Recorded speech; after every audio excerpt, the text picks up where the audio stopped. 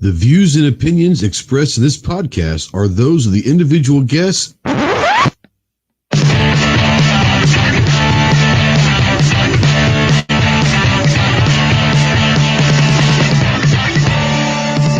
If you're a sensitive snowflake that may get easily offended, then turn this off immediately.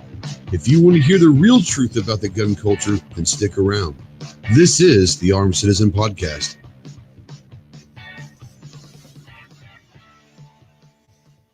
What is going on, my Go Squad? Welcome to the Armed Citizen Podcast. This is episode number 159. Today is Tuesday, September 22nd, 2020. We are live, as always, on YouTube. And if you're out there in the chat and live chat, go ahead and say hello. And we don't know if you're out there unless you say something. If you're new to the channel, new to the show, we'll shout you out, but you got to let us know you're out there, where you're from, and all that stuff. So let us know where you are. And we'll send a little shout out to you. If you want to ask a question, which I'm sure there will be comments or questions throughout this show, particularly, make sure you tag one of us. If not me, tag one of us on the panel, and we'll try to get those questions asked if it's relatable to what we're talking about. We don't mind random questions, but we're going to try to stay somewhat on topic. It's going to be an interesting conversation tonight. You can, excuse me, damn. You can also call or text your questions into the Ghost Tactical Hotline at 530-364-4678. That is brought to you by our great friends Rod and Shelly Gates at the Gun Cleaners.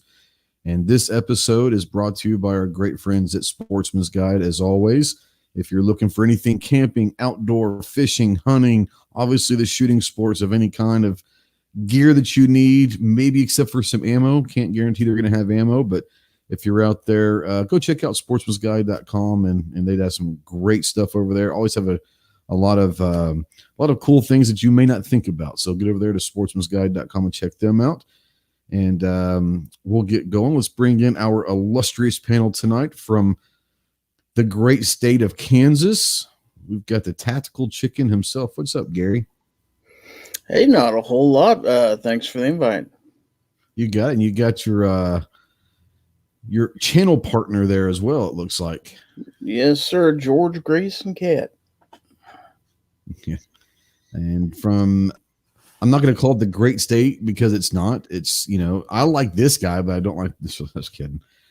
From Oklahoma, the gun snob himself. What up, Holmes? What's up? Nothing. You're a Cowboy fan, but still, Mm-hmm.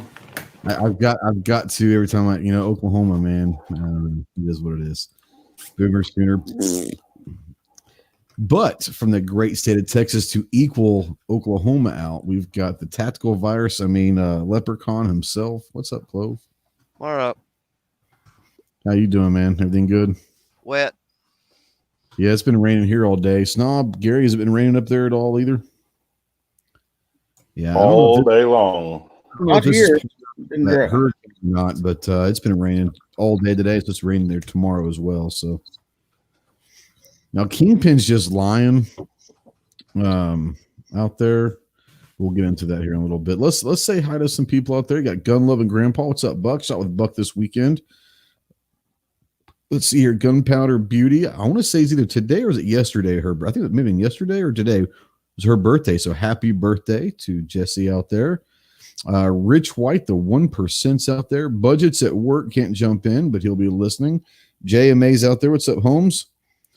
Kingpin is out there. Like I said earlier, Mystic's out there. She's just here to make sure that Snob doesn't make a complete ass of himself.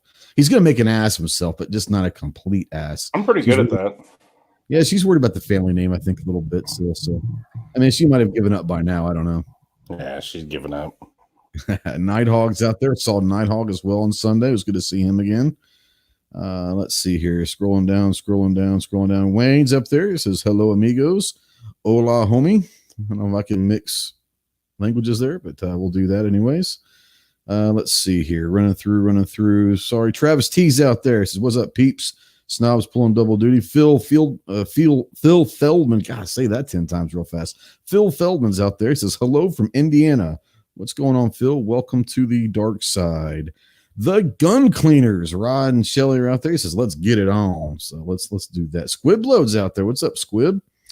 Let's see here. Wayne Barnhart says, everyone have their popcorn ready for this Supreme Court seat filling battle royale.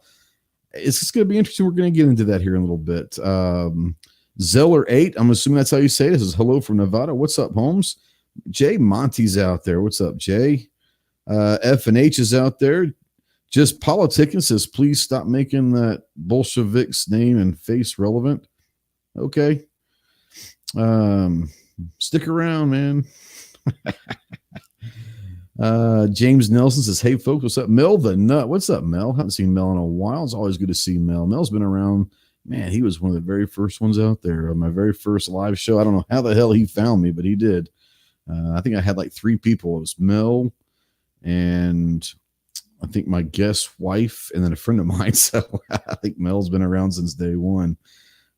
So yeah, Clover says rest in peace to Ginsburg. So that's what we're going to talk about tonight is obviously, I think everyone knows by now that Justice Ginsburg died over the weekend. And I mean, she almost died several times over the last year, but this one was the last one. And so, hold on here. I got a text. So I want to remind everybody, I love the text. Keep them coming, but let me know who you are. At the end of it, just kind of give your screen name or a first name, whatever name you want me to give out. Other than that, I don't know who this is. So we'll get to this question or comment here in a little bit. It says, do liberal tears have any nutritional value? It seems a shame to let the abundant windfall we have right now go to waste. So interesting statement. Yeah, I don't know if the liberal tears do have any nutritional value. We'll see. We'll see how that goes. I think they don't have like the nutritional label on there, so maybe we can bottle them up and do that.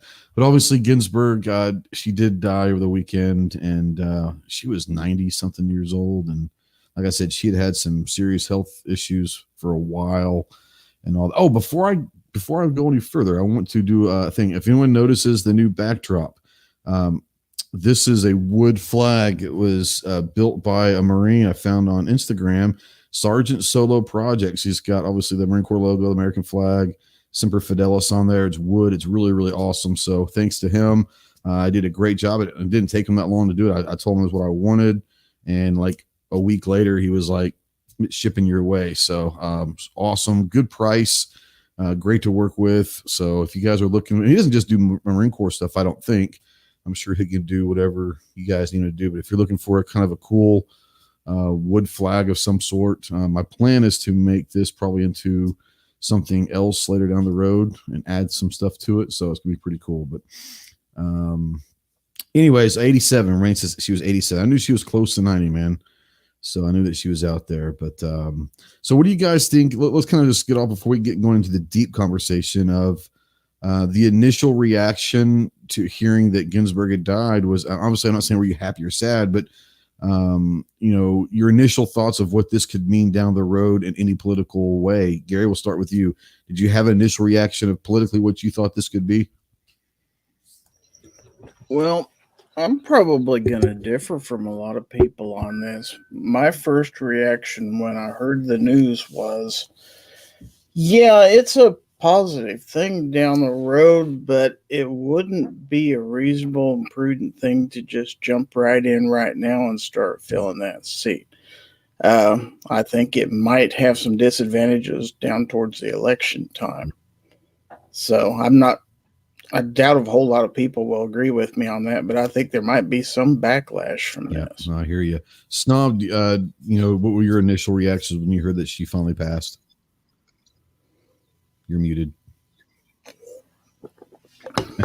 But everything's about to get completely crazy. Yep. Clover, do you remember? Oh, actually, you and I talked like right when you found out, so I know what you were. But yeah, my thought was that I hope people handle it, with some class. There's a lot of people that are entirely too political and entirely too terse, and this was a woman that did some pretty amazing freaking things, regardless of whether you align with her at all politically or not, and is with some of the things she accomplished over her long career, a role model in that sense as far as accomplishments to A lot of young women and stuff out there. Hopefully they, have a little more, women that come up behind her have a little more alignment with me politically. But, as far as when you graduate from Harvard and Columbia and, found some pretty critical women's rights organizations and some other things, pretty amazing. Yeah, I mean, like you said, politics aside, she'll go down as one of the great women of the 20th/21st century. No doubt. That she did, No doubt. and and it's sad. It's sad that some people are going to get wrapped up in the politics and really kind of ignore the accomplishments that she had. Well, and just for anybody out there that wants to continue down the haters path, go back and research Scalia a little bit. Scalia is held up on a kind of a conservative pedestal, right? I think. And Scalia liked Ginsburg. Him and Ginsburg got along. I mean, he's talked about that many times. They did not agree on anything. Their opinions on the bench were oftentimes totally different, but they got along. They appreciated each other. They respected each other. They understood each other. And we need more of that in this country. Yep. I want to butt in real quick. That's something that, and don't worry about butting in, guys. Let's just have an open conversation here. That's something that a lot of people forget you can do, is be friends with someone that has different political views with you and not have to fight with them. Well, I think it comes down to, in general in life. Yes. This could be a great thing where people that politically and socially probably are on opposite ends of the spectrum. But I think a respect is probably, I'm sure it would be a friendship. I'm sure they were friends, but I think more than anything else, there was a mutual respect, a professional respect for each other, a human respect. You don't reach the Supreme Court, guys, unless you're pretty much an amazing person. Let's be honest, regardless of your politics. You don't reach that pinnacle without doing some pretty amazing things beforehand, right? And much less what you do once you get on the bench, So, I think the respect thing has to come into play. It's not a requirement constitutionally. I've talked about this before. Mm-hmm. You do not have to have a Juris Doctorate to be, appointed to and confirmed to the Supreme Court of the United States of America, which is a beautiful thing, the way that all that's written. However, without a Juris Doctorate and the accomplishments that go along with that, you're never going to get confirmed, even if you're a personal friend of the president and you get nominated. Let's be real about it, right? The Senate's never going to confirm you. Yeah, and Rich is out there, and this is kind of one of the topics we're going to talk about. Rich was like, let's go ahead and get this nomination done. It's been done 29 times. And I don't know. I know that there were a handful of those that didn't get confirmed. I don't know if they were a Republican president and a Democratic Senate or whatever. But let's remember the Senate confirms nominees.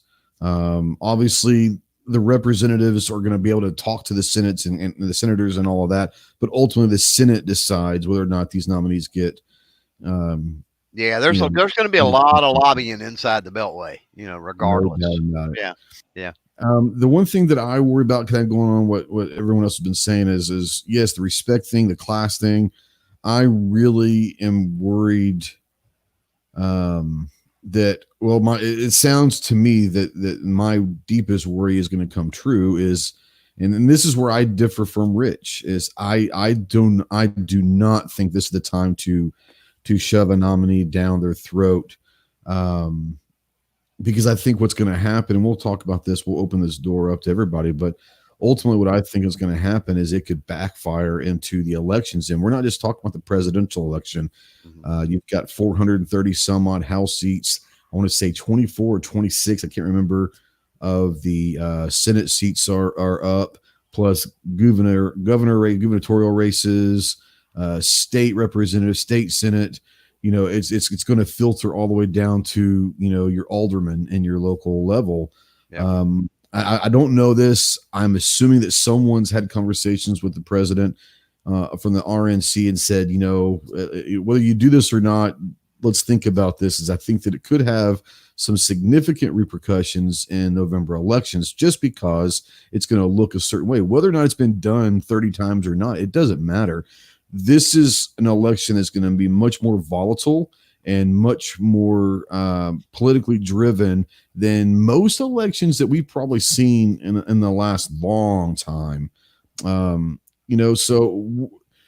What I'm hearing right now, and you guys can correct me if any news has come out in the last hour or two, new news, but what I've been hearing is that President Trump is planning on announcing his nominee Saturday, and that nominee seems to be Amy Coney Barrett, and I think she is on the Seventh Circuit of a Court of Appeals up in Chicago.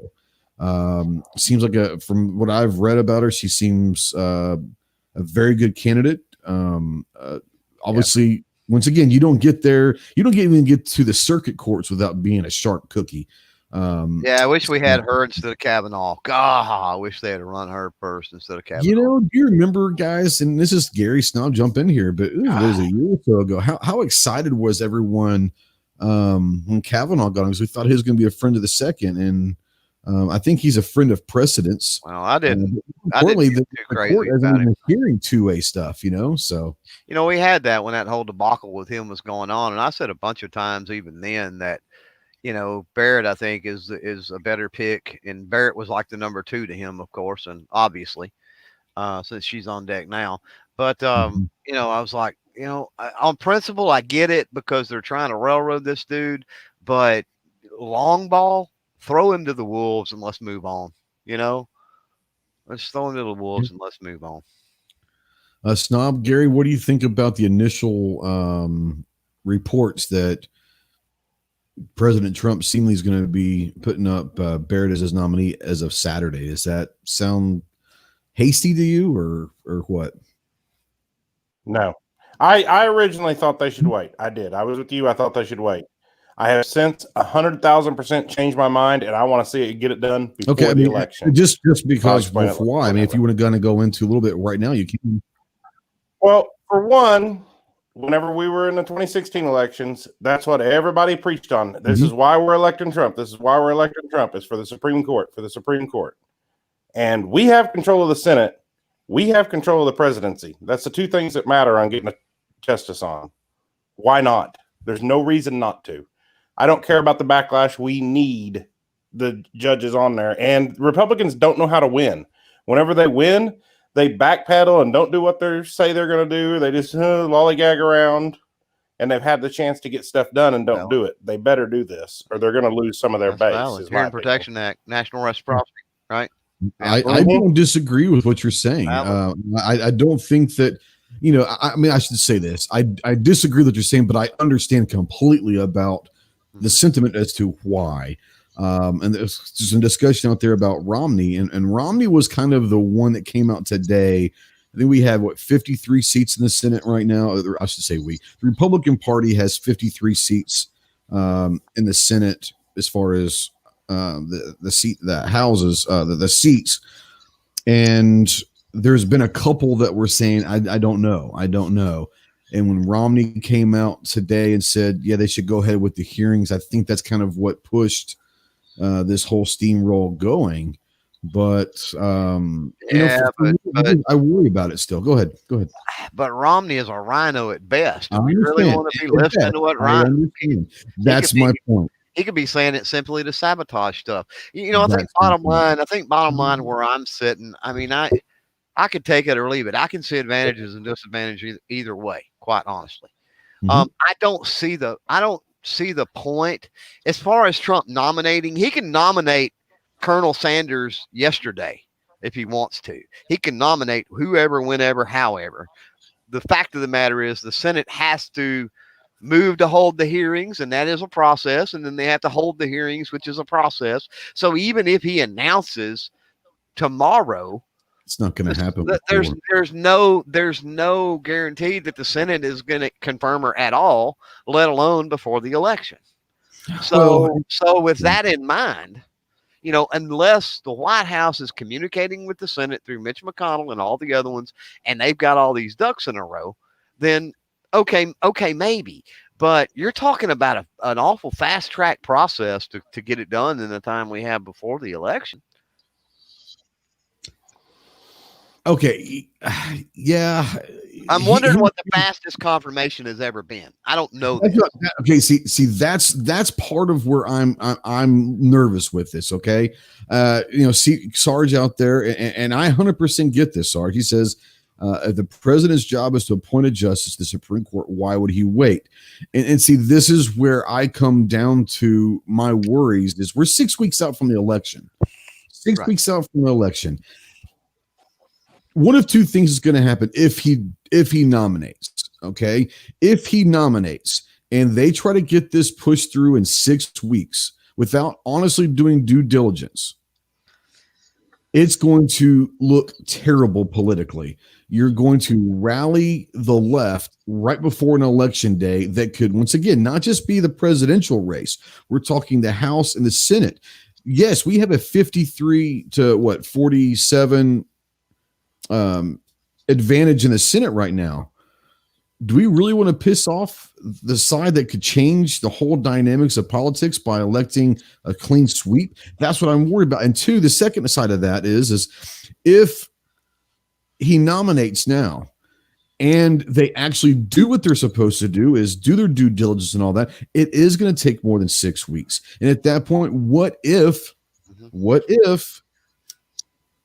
President Trump loses? Wouldn't you? And again, tell me if anybody knows any different. Tell me the constitutionality behind this, and even precedent if there's some there. But okay, so I hold off. I nominate as Trump, but I say okay. Yeah, I tell my White House. I go, look, call the Senate and tell them they're gonna slow roll this. I'm gonna make my nomination, but they're gonna come out and go, no, we're waiting until after the election, right? So that kind of makes everybody happy. Oh, well, Trump nominated. We got an idea who it's going to be, assuming he wins the election, blah, blah, blah, blah, blah, right? Election happens. If Trump wins, you got nearly 2 months. You got more time than you got now. Trump picks up the phone, calls the Senate, and goes, ram it through. That's right. This is January 20th. Regardless of whether he wins or loses the election, right? He calls and needs to ram it through. That's what I'm saying. And this is where C4's coming in. He's president until January. I get that. Yeah. But why not wait till November 4th, regardless of what happens in the election? If he wins, it doesn't matter at this point. He can get it pushed through. Even if the Senate changes, he still got till, I don't care about the Well, he could, but putting out what his nomination is going to be could help solidify the base a little bit. But what I'm saying, put it out to where he's not rush the confirmation. The confirmation. Don't put it out. Yeah, don't.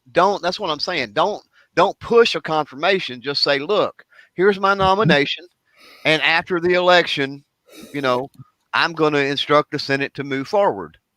Mm-hmm. Absolutely. Well, yeah, they can start doing the hearings right now. Absolutely. And whenever they may not have time, because don't they go on recess in like 15 or something days? And once again, so they probably won't have a vote before the election either way, unless something crazy happens. But even if Trump loses, they still better push this through. Agree with or that. They're going to really 100% lose. Agree with that. I'm just saying let's slow down until the election, because I do worry about. I know people are out there saying there's not going to be backlash. They're not rallied right now. I get that, Rich. But here's the thing: historically, the left do not show up to the voting polls. Historically, okay. Do we really want to give them even more ammunition to show up? Because we all know if they do show up this time, it could get ugly. So that's what I'm saying. I'm trying to look at this big picture, especially this election. There's a lot of disenfranchised Democrat voters because they're Bernie bros, and we've got Biden, or you've got Kamala Harris, and a lot of the minorities are not fond because of her record with putting minorities in prison. Are not happy with her. So you've got a lot of disenfranchisation, whatever you want to call it, in the Democrats. And don't do anything to give them a rallying point. That's my opinion. Joel says Ditka for president 2024. Yeah, I can go for it with Ditka Madden 2024. There you go. Ooh, Madden.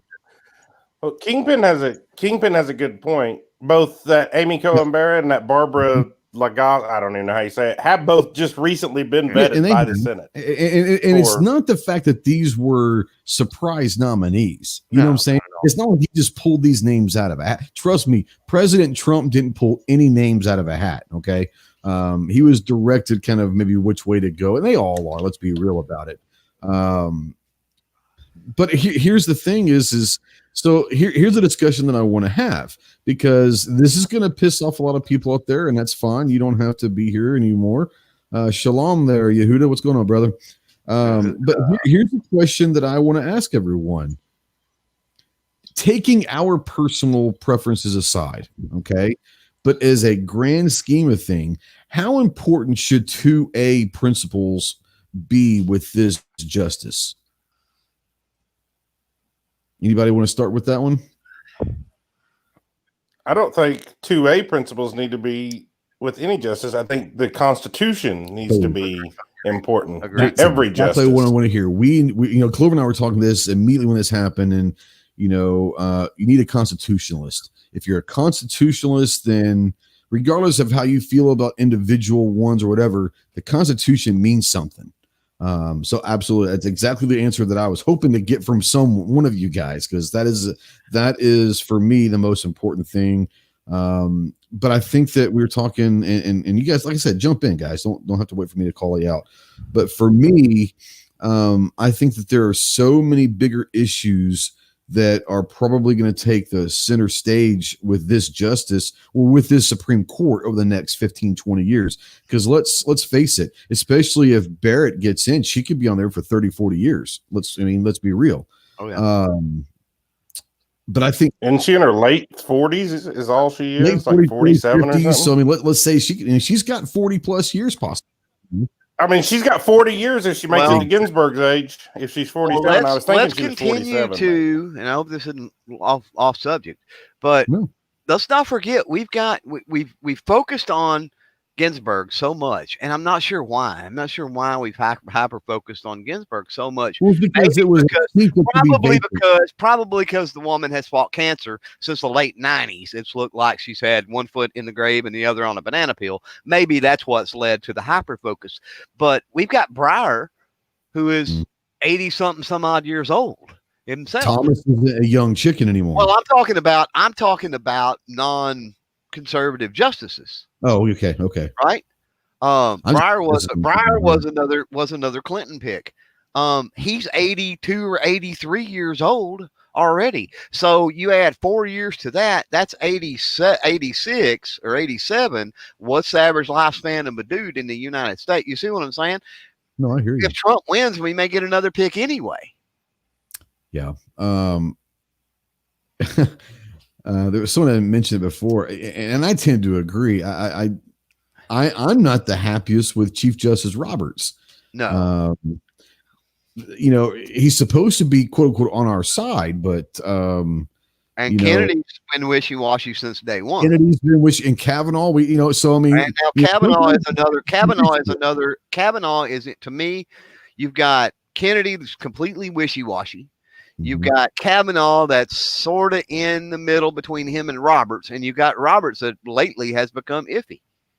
The only one that's out there that I know that we can depend on is Thomas, and Thomas is one of those where Alito's pretty solid most of the time, but Thomas is solid. Yeah. The problem that I'm having with Roberts is they're refusing to hear cases that they should be hearing. They've refused a ton, and that's what I worry about. And I've talked about that too. I'm not real sure that's not because of part of that is not because of the makeup of the court. Had we thrown Kavanaugh to the wolves and got Barrett, right? I think that Roberts would not be positioning and jockeying to not take on certain cases, because sometimes it's better not to take the case and get a Supreme Court ruling that might go wrong because guess what happens then for the idiots like Kavanaugh? You set precedents at that point, right? Mm-hmm. And you're screwed. What if we take 2A cases to the Supreme Court and we get hammered because there's a tilt or the case is presented badly or whatever goes wrong, and it's not just legislation, but now we fought legislation, and guess what? We've got Supreme Court presidents that's against us now. We don't really have a whole lot of Supreme Court presidents with 2A stuff that can be used as a club to beat us to death with right now.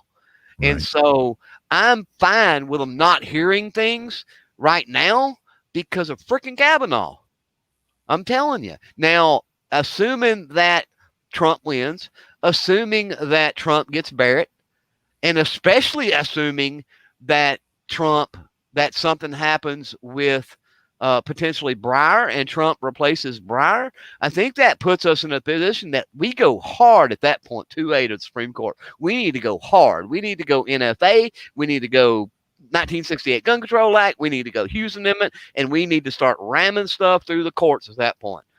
But right now, you said it.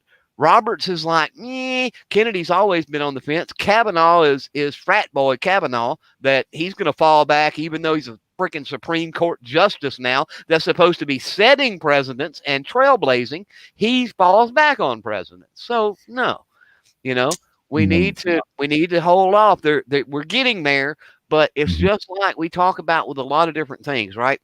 The anti-2A people have football analogy. I use it all the time. The anti-2A people have kept the ball away from our offense. They've kept our offense off the field. They've run that ball 3 yards, 4 yards, 3 yards, 4 yards, 3 yards, 4 yards, right? Mm-hmm. And for whatever reason, the 2A community wants the 75-yard, 80-yard passing play, right? We'll go 3 freaking downs trying to throw 70 yards instead of 3 yard, 4 yard, 3 yard, 4 yard, and beat them to death. This right here is ground play. We're building toward a Supreme Court to where we can absolutely defeat the NFA and all of this other stuff through litigation. We're building the Supreme Court to that point. I believe that, but it's a ground game. We've got to be smart and we've got to play it right. I would tend to agree with the ground game strategy of being able to defeat NFA and everything else and litigation at lower courts. Budget brings up a great point. Trump is trying to flip around and turn the Ninth Circuit upside down, seemingly doing a pretty good job of that. Don't know yet, but seemingly he's at least making progress with some of the appointments at the circuit level. Which is, people don't realize that he still appoints a circuit level, and those are, some people say, were more important than the Supreme Court. And I tend to agree with that, because what you're having to realize is the Supreme Court's not going to hear anything if there isn't dissenting opinions from the circuit court. So if we can get the circuit courts all on the same level. Well, if we could just create chaos in them to where there's not a dissenting opinion, right? Or not a, exactly, not a cohesive opinion, whatever you want to call it. Correct. So there is that. And once again, here's my thing though, is I truly, and this is going to sound bad, but I don't think that the majority of the powers that be, whether it's the RNC, the president himself, or whoever his body of people that are trying to help with this decision, let's be real, guys. I don't think the Second Amendment comes into many discussions, because you've got the abortion and all that, but I think privacy is going to be the issue that is the most important for the next 20 years because of all the smartphones and everything else that we have. I think privacy is just going to be the one that is going to come out to really worry about the overstep of government. And Clover and I talked about this, that I think that at the time, whether it was or not, it felt necessary. I don't think there's any way in hell that the Patriot Act goes through today. Nope. I don't think there's any way in hell. So, like I said, man, I don't know. And Snob Gary, I mean, you guys jump in. I know I don't want this to just be a one-way discussion. And I know that, and I understand where you're coming from, Snob, of thinking about it. And there's been people out there saying that maybe Trump will look weak if he doesn't. I'm not saying let's not throw a nomination out there or throw a name out there. I just worry about if we try to get this done before the election and wrapped up, because some people are going to say if we wrap this up, that's going to give fuel to the fire to the right and it's going to rally the right. I think it could. I think it could backfire on you a little bit at that point. So that's where I worry about shoving a nomination down, trying to get the confirmation prior to November 3rd. I have no problem happening, no matter what happens with the election after November 3rd. Do what you got to do at that point. But I don't know. What are you guys thinking about any of this we've talked about already? Go ahead, Gary. Well, I'm not too worried about the far left or the far right. I think their minds are pretty much made up. I'm more worried, kind of like Clover said, about the people who were kind of on the left, but moving a little bit more towards the center in recent weeks and stuff like that. Those are the people you don't want to turn around and solidify against you. Now, I do think since he said that he was going to throw a name out there, he better go ahead and do it, or he's going to look a little silly at this point. But as far as moving along quickly, I'm kind of with you on that one. There's time. I don't think we need to do anything before the election. Snob, go ahead. You were going to say something. Looks like Sarge out there is trying to jinx us. I'm just saying. Don't jinx it, Sarge. Would a backfire actually be that bad? Yeah. Moving on. I think it could be huge detrimental, all the way down to the alderman level. But yeah, Snob, I know you jumped in. You were going to say something. Go ahead. Oh, I was just going to say, I don't think there's any way they will have a hearing. I mean, they probably could force it through that quick, but I don't think there's any way they will unless they don't go on their vacation or whatever, because I think they recess in just because like I said, there's 24 or 26 I'm pretty sure that are until after that are up for election. So they're going to not only take their recess break, but some of these guys have to go campaign for the last month because it's like 24, 25. So I think he should absolutely nominate someone. I mean, he'd be dumb not to any way in the world. He'd be dumb not to nominate someone right now, because that's what a president should do.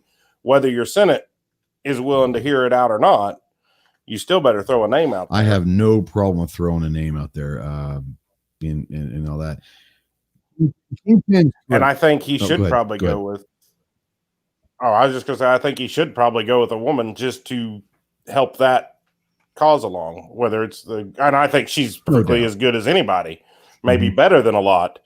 But I think that will help a lot of people that are in the middle saying, oh, well, he's going with another woman again, So for a lot of people that aren't really that familiar with it. Well, a woman it's probably a pretty good move. Well, it's a pretty good move if you're talking about somebody that is constitutionally conservative.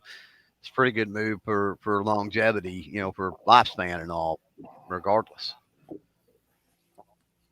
Wayne out there says there needs to be a full court, all 9, because the Dems are going to tie this election up in the courts. We need a ruling that goes to the Constitution. Here's the thing is, if you asked me, and people did 6 months ago, 9 months ago, beginning of the year time frame, I think I was actually on the record saying that Trump would win by 10 easily, at least 10. And with all the craziness and all that's going on this year, it's going to be close enough to where it very well could go to a courts somewhere. Put it this way, I can guarantee you that every single state that is a Trump victory, they're going to sue in that state. I mean, that's going to happen. And all of that, but yeah, it is going to make a point to where, and I don't know if they can actually federally do that. I think it has to happen at a state level, so it end up going to a state Supreme Court. I don't know. Do you guys know? Could they take the election results at a federal level, or is it going to be at a state level? Do you guys know that? I don't know that off the top of my head. I don't know. Okay, no one knows. So I don't know. Mhm. I don't know the answer to that. That's Rich, He if you're knows. out there, can the federal election be taken to the U.S. Supreme Court? Or does it have to be done at the state level? And Rich will, if he doesn't know, he will be our Google engineer out there and find out for us. I am sure. So RC, I think it's going to be as bad as Reagan and Mondale. I think if you asked me 9 months ago, I think that you were absolutely 100% correct. I worry about this election because it's going to go, in my opinion, it's going to go one of two ways. Either everyone's going to show up to vote and it's going to be close, or Trump will win by 10 to 15 points because it'll be less than 100 million votes total, which means no one got out and voted. If that happens, I think that Trump wins big. If everyone gets out to vote, it's going to be tight. It's going to be tighter than we want it to be. That's what I worry about. Because and that's what I'm talking about is any little thing that could push people to the polls or over the edge that might be still undecided at this point is going to be crucial. And we're talking, and we're not talking popular vote here. We're that's the thing is you're talking electoral college. One little issue might not mean anything in one section of the country, but it means a great deal in another section of the country. And when you're talking electoral college, it's a very fine line as to what's going to cause, those 5 to 6 swing states to turn. Because if you remember, I don't think anyone thought that Pennsylvania, Michigan, and all these would go a certain way in 2016. Next thing you know, you wake up the next morning and holy shit. Clover, you said you wanted to talk about something. Go ahead. Yeah, if you don't, I mean, because we're talking about. Man, go ahead. I have no problem. I don't know what you're talking about. We were talking about Ginsburg, and there's some chatter out there in the chat I've seen about, well, what's Ginsburg ever did that was any good? And we kind of talked about her personal accomplishments, right? They were meaning on the bench. Okay, people see the Supreme Court. This is the problem. People see not just the Supreme Court, but courts in general. People tend to see them in our little echo chamber from strictly a 2A perspective. So what good has she done? Her seat on the bench on the Supreme Court for the 2A, nothing. Let's be honest, right? Call spade a spade. Let's be honest, nothing. For civil liberties, including women's rights, sexual preference rights, including mentally, disabled disabilities, let's just say, for corporate and industrial, well, what am I thinking? Like pollution and crazy things like that. Politicians rezoning and redistricting states and things like that. There's a lot of things that she's come down on a constitutional side of things. So just because she hasn't been front and center, she's obviously was a left-leaning justice, doesn't mean that every time that they had a case, she was whack job crazy with her view on that. She wasn't. Yeah, Spam Daddy out there says when he puts a woman up that may not agree with abortion, you'll see plenty of women get a vote. Because he was talking earlier in a comment he made earlier about a lot of women being one-issue voters, and I think a lot of people in this room tend to be one-issue voters. I am not. I am not a one-issue voter. Yeah. If that makes me non-2A or not 2A enough, so be it. But I am not a one-issue voter. I do tend to agree that no matter what demographic you put in there, Kevin, you can take the word women out of there and insert whatever. I think a lot of people are one issue voters, and that's the issue. I think that specific issue, I think, is a very unfounded fear. And I'm consistent with that argument because it goes back into why we play the short game and we restructure the court so we can take 2A battles to the court. It's because just look at Kavanaugh and look at how so many justices fall back on precedents, and look at Roe v. Wade. I don't think Roe v. Wade is ever going to be overturned. They're never going That's never going to happen. It's been too long. It's been too long. My point. That's my point. Do we want anti-2A court cases to flip like that and be a Roe v. Wade that they're going to hit us over the head with forever? No, we want those to go in our favor and be a Roe v. Wade for the pro-choice community, where we can fall back on that Supreme Court decision. Yeah. Go ahead. Well, in this Amy Barrett's confirmation hearing to the whatever Seventh Circuit or whatever she's on now, she flat out said she doesn't see any reason why that should be changed, even though she doesn't agree with it. Right. So exactly, and like I said, it's been a long time. You're probably right. It's going to take something incredibly drastic or dramatic to happen for that to change. Now, Warsaw out there wants to know if I consider myself a libertarian or conservative. No, neither one. Here's my thing, guys. I am literally probably the poster child for a moderate. I am fiscally very conservative.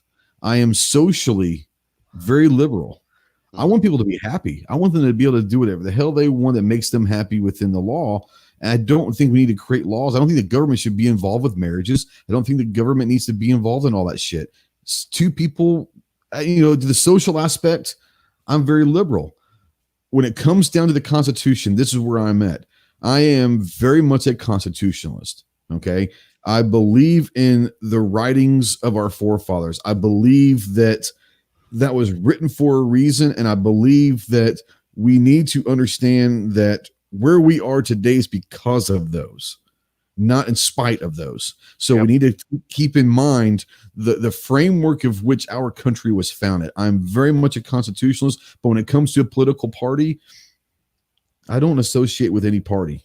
Yeah. I find a candidate, and have I voted Democrat before? Yes, I have. I find a candidate that I believe is going to be the best for the leadership of our country, and it's not an easy question for me. I do my research, and I really listen to everything that's being said, and I try to come up with the best solution I think is best for our country at the time. And have I voted Democrat before? Yes, I have. So, unsubscribe now. Sorry. Yep. Go ahead. Oh, I was just going to say that, here, to answer that question, people often give the short question to that when it's like, are you a liberal or a conservative, or are you a Republican or a Democrat, right? People will give the short answer. If you want the short answer from me, I'm a Republican. Why? Because I'm on the rolls here in my county as a Republican. Why? Not because I agree lockstep with the Republican Party. Matter of fact, I probably only agree with maybe 30 or 40% of the Republican Party. But in order to have the most effect in the election cycles, I need to be able to vote in the Republican primary here, which means I need to be a registered Republican. Republican. Absolutely. Right. Absolutely. So people would paint me as, well, you're a Republican because you're registered. Well, no, that's a tactical maneuver to be able to vote early and get the yahoos out early, vote for the best candidate early, so that I don't have just one election that I can potentially affect change, but I have two. So it's a tactical maneuver for me. It has nothing to do with identity politics. And a lot of people would answer that as whatever party they're registered for, rather than actually thinking it through and going, you know what? I really don't align with any of them. Yeah. No, I'm not a party guy. I'm the same way. I'm a registered Republican to vote in primaries and all of that, but that doesn't necessarily mean that I'm always going to vote Republican. And it is what it is. I am one of those, and Gary Snob, you guys are more welcome to jump in on this. I don't mean to just kind of hog this up, although I can, but I don't like to. I like to have a nice conversation, but I am not a big third party person. I truly think that until a viable candidate that is polling, and actually taking maybe 20% of the vote and and leading up to the election, that is a legitimate, viable option. I think that if you're voting third party, you're taking a vote away from someone else, because I don't think that the parties are going to allow a third party candidate to ever get there to So- make. Perot is probably the closest we're ever going to get, honestly. So there is a tactic that gets touted out there that could probably work. It would take a whole lot of organization, and it would really give traction to a third party, right? I don't have problems with a third party. I think eventually, if you had a third party, the two parties we got are actually so similar. If you really take a look at it, there's not the bold, colors and contrast and everything else that Reagan spoke about between the Republicans and Democrats nowadays. They're basically a bird of the, whatever, birds of the same feather. Anyway, but this tactic is, okay, well, if you vote in a state that is like, let's say you vote Republican in California, right? Well, what are the odds that that the Republican presidential candidate in any kind of recent time anyway is ever going to go Republican, or maybe Washington State or New York State, or you know what I'm saying? The hardened blue states, right? What if you could get the disenfranchised people there? Not only the disenfranchised Democrats, but the disenfranchised Republicans, right? To go third party in those states. Would you get enough of the total to then start to make that third party, get them on the debate stage, make them a more viable voice that's out there to be able to then pick up more of the swing states and everything else? Utilize the states that are doomed to only be one or the other, right? Regardless, they're not anywhere close to being swing states. Have a grassroots, ground level effort to really push the third party in those states just to get enough. I don't disagree with the theory of that. I don't. I worry at the federal level, the DNC and the RNC together as a collaborative effort I just don't think they will ever allow a third party. There's too much money and power in those that they'll never. I mean, I think that honestly, there were people, if you remember, Perot scared a lot of people. Perot had a legitimate shot to really, and he did. He changed the election. Let's be real about it. But I don't think that they're ever going to allow someone pull 20% of the vote again. I really don't see that happening. I don't know. I might be wrong. I don't know.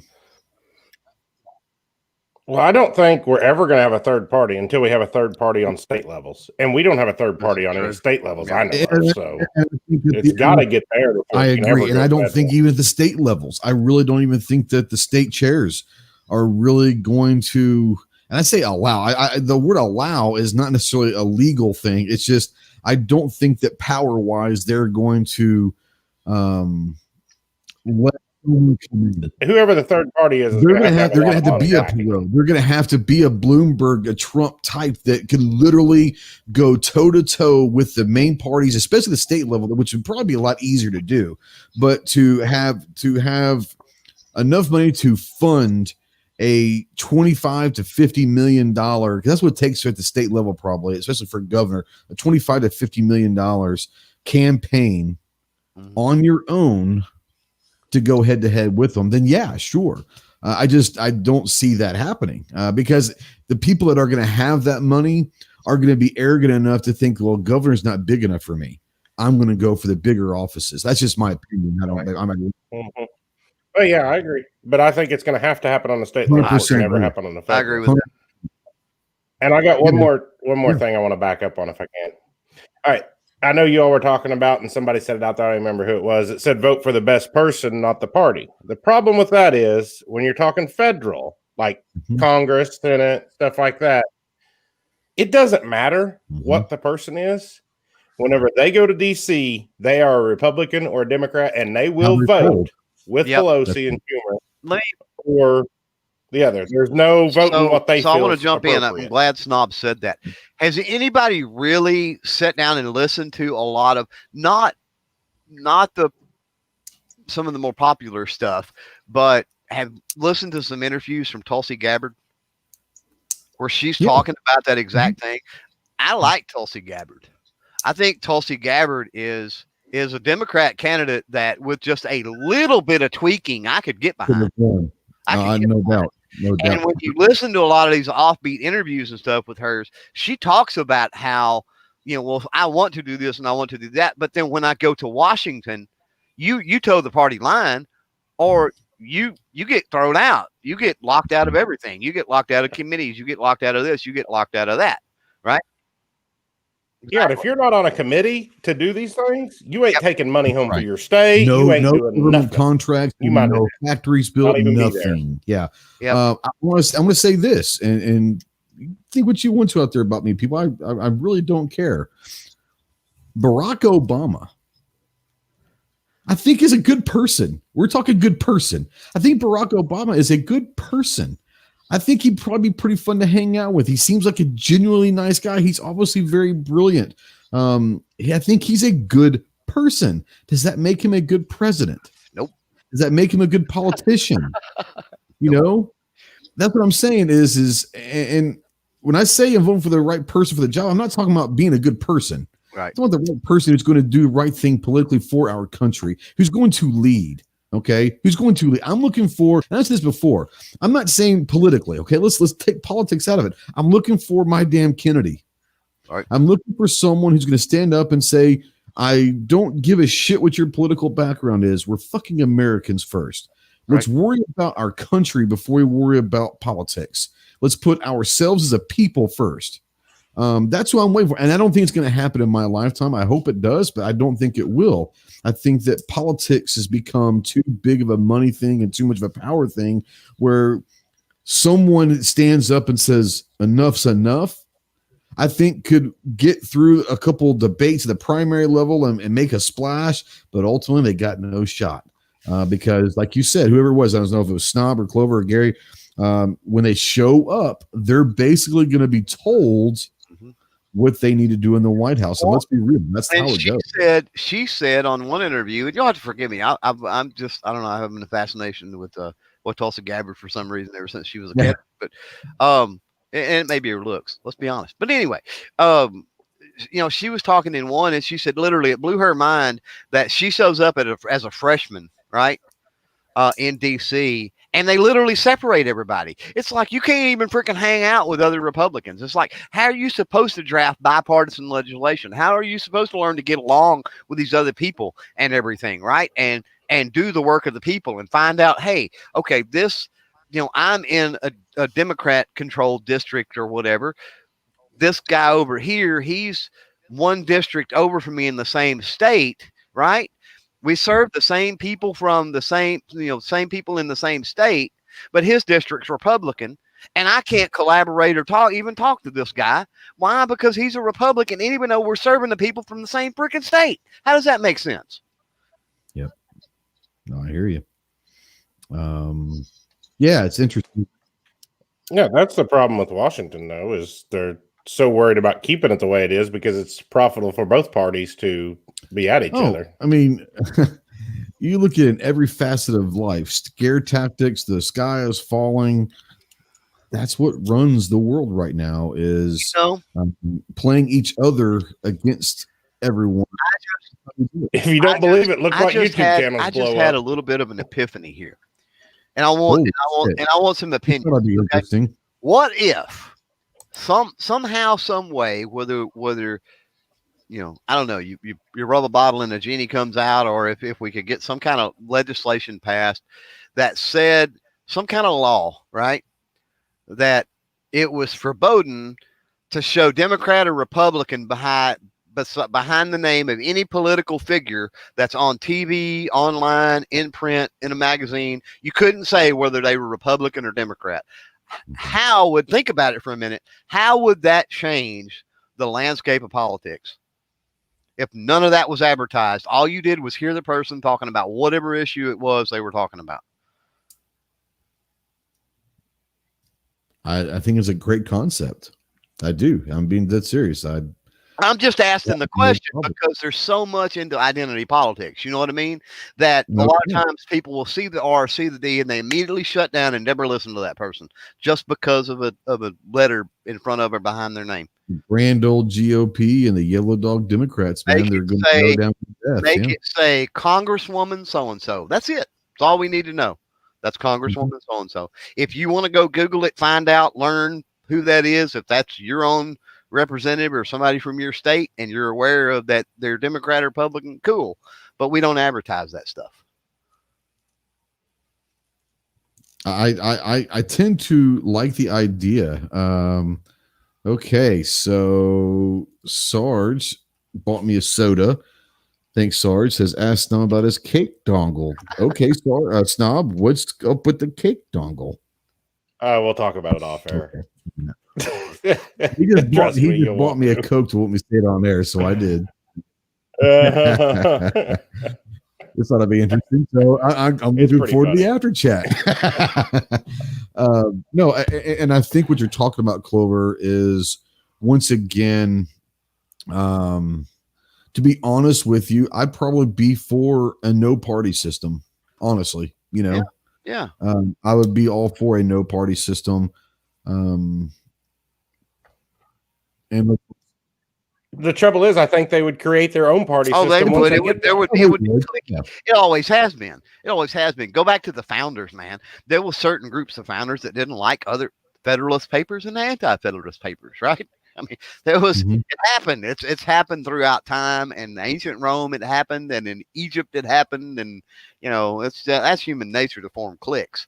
But having these grand old big established, hardcore, you go in this door, you go in that door. It's just silly, man. We're in 2020, for Christ's sake. That's silly. Wayne said, term limits. The problem is getting people to vote for their own term limits, because once they get there, it ain't about having the job. It's about having the power. They want to keep it, and these people aren't going to vote for their own term limits. On the representative side, on the House of Representatives side, 2-year terms. Okay. How long do you think that they actually do anything before they start campaigning for the next election? Honestly, 3 months at the most. And if they're a new representative, before they even have to start thinking about the next campaign, they haven't even been assigned to a committee yet, most of the time. Yep. So there's not a whole, let's be honest about it. Unless you come in with a pedigree or with a lot of money or a position of power from a state that is needed for the next presidential election, and you're a junior representative, well, you might as well not even be there. No one's going to listen to you. You're not going to get anything done, and you probably won't win the next election. Let's be real about it. So it's all a game. You're right. It's all a game. If there was a no party system, by the time they actually got to Washington, there would be collaborative ideas. And I don't care who said up there earlier, said that all Washington is quid pro quo. Yes, it is. You do something for me, I'll do something for you. And that's how it works. Yep. If you remember when President Trump first got elected, what was the whole deal about the wall? We'll vote your wall in, but you got to do this for us. It's all about making deals. That's what Washington is, hey, man, you're going to vote for this bill. I don't know. I don't think I will. But if you vote for this bill, I'll vote for that defense contract that's going to open up 13,000 jobs in your hometown. Yep. How about that? Oh, well, if you're going to do that, I'll look like a hero in my hometown. So I'm going to sell my soul to Johnny over here for his bill because he's going to help me get my bill passed. If you don't think that's how it works, guys, you're crazy. Yeah. And not only that, Ghost, but because you're going to do that and you're going to vote for my bill, I'm going to get my aides to give you the spin that you tell your constituents of why it was good that you voted for my bill. How's that sound? I'll make it easy for you to vote for my bill. I can't argue with this. I think that Sarge has something to this. He said if Trump endorses oxygen, the Dems would strangle themselves. Probably. And here's the thing, and I've said this so many times, but here's the thing about President Trump. Whether you like him or not, makes no difference. But Trump at best is a moderate at best. To call him a Republican is crazy. But what he has done politically is he's brought the right to the middle where he is. And so what he has forced the left to do to get away from him is to go so far crazy ass left That's why you're seeing some of this crazy shit come from the Democratic Party the last few years, is they've had to do something drastic to get away from Trump. The problem is for them is Trump's brought everything to the middle that they're having to go crazy ass nutto left. And that's where people don't understand that people say, well, Trump hasn't changed anything. He's changed a great deal of politics as far as the direction that the DNC is having to go now. Yeah, he shifted the Overton window. Yeah. Absolutely. And now he's brought the right to the middle so that now if a Republican candidate wishes to be a little bit more moderate now, they can, because he's allowed them, the party, to come to the middle. If a Democratic candidate wishes to be a little bit more moderate, which means maybe have some conservative ideas in their head, they're going to get blasted, because the fact that you're even moving closer to where Trump is crazy. So he has shifted the political arena, regardless if you like him as a president or not. It makes no difference to me. I don't care. I have my personal ideas about him, good and bad.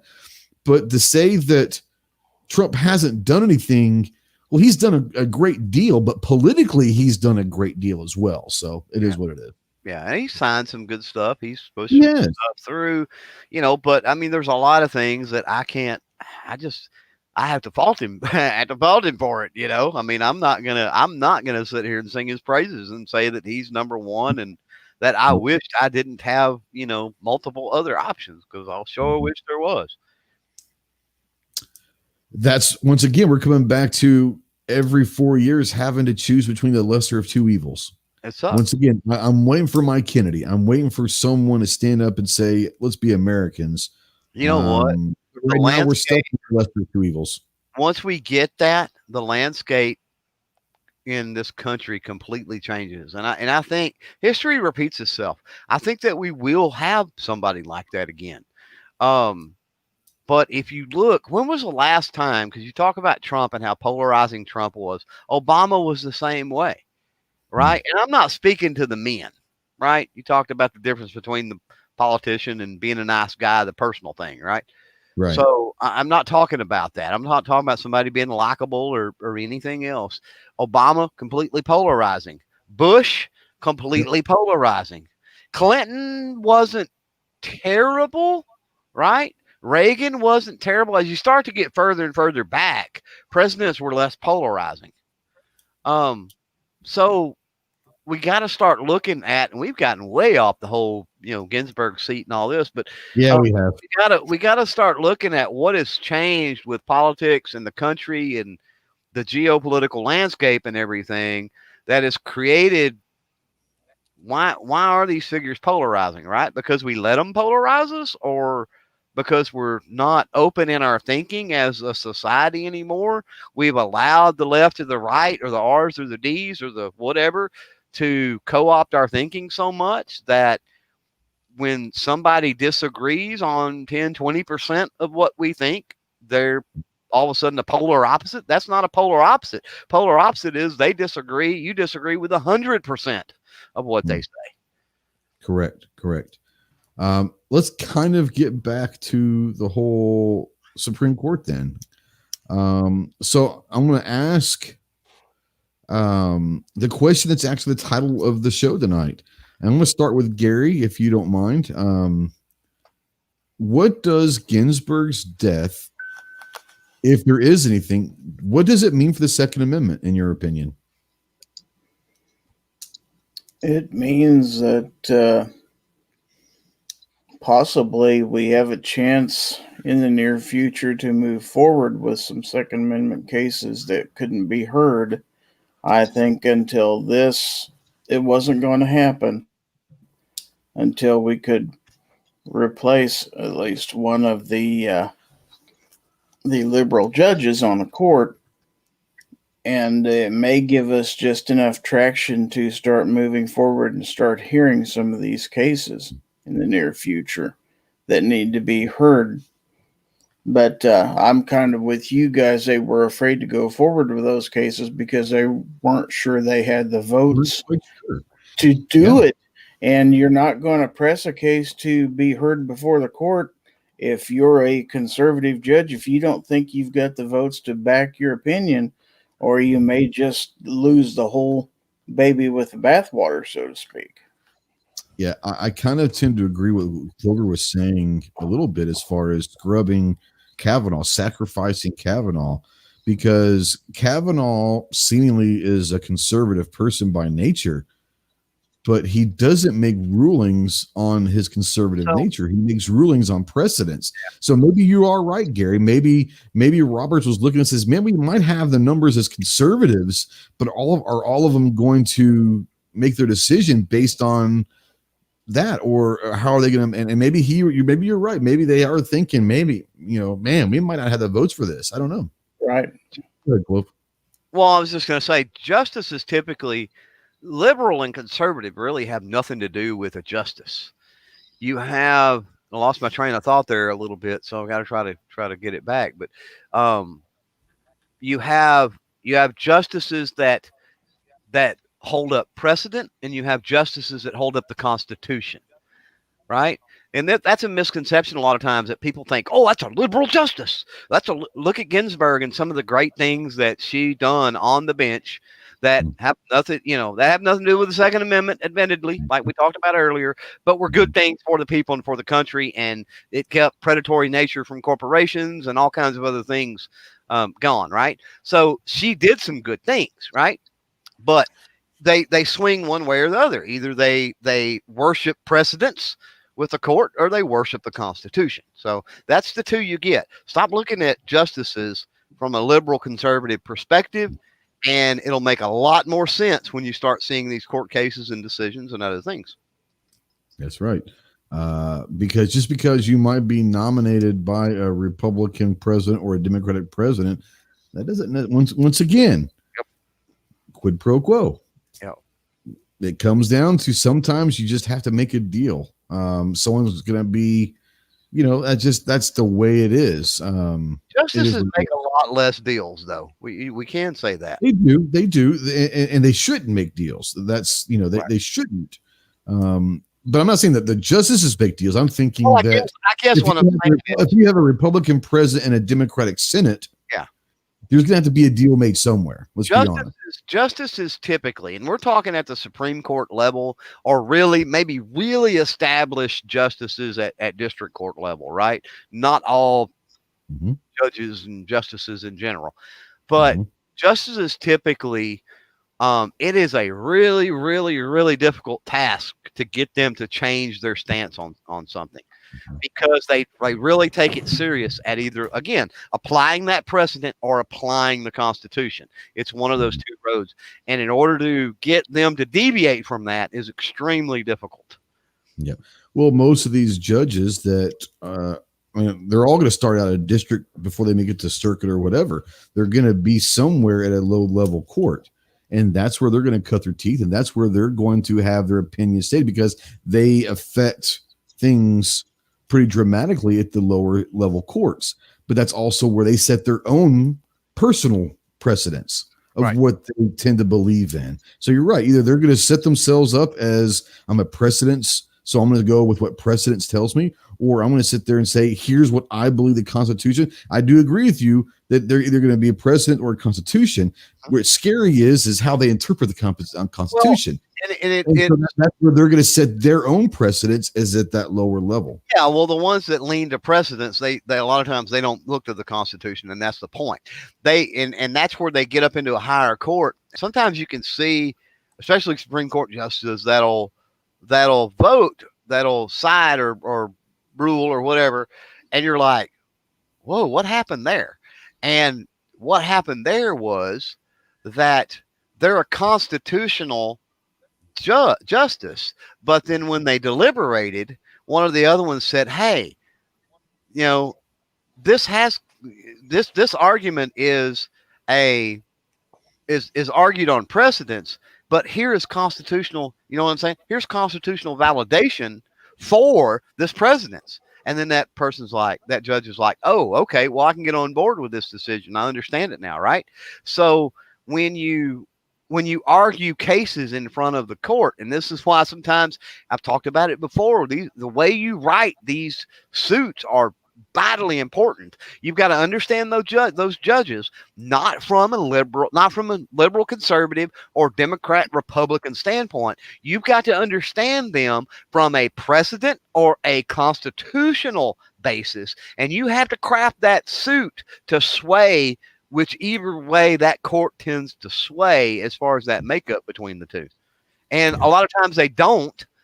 They fall back strictly to Constitution a lot of time. A lot of the 2A stuff that we send up into the courts is strictly written from a constitutional viewpoint, and they don't really try to tie in as much precedent as they can with other cases. And I think it hurts those suits in a way. I agree. Kingpin out there says that Clinton was the last great political president. I think that Bill Clinton was the greatest politician, or is still, he's not, I think he was, but still he was the greatest politician ever. And I honestly do believe this. Whether or not I agree with it or I would want it or not is a separate issue. But if he was eligible to win right now, I think Clinton wins an election this year. He had a return, I think he'd win this year. He was that brilliant of a politician. I think without the amendment that we had to put in after FDR, he would have been here the whole time. He would have been another FDR, probably broke that record. Yeah. I agree.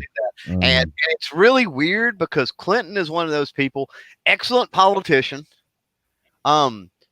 Personally, about 90% of me says he's a dirtbag, but then about 10% of me likes the guy. You know what I mean? It's like he's an absolute predatorial dirtbag that 10% of me, for some reason, I like him.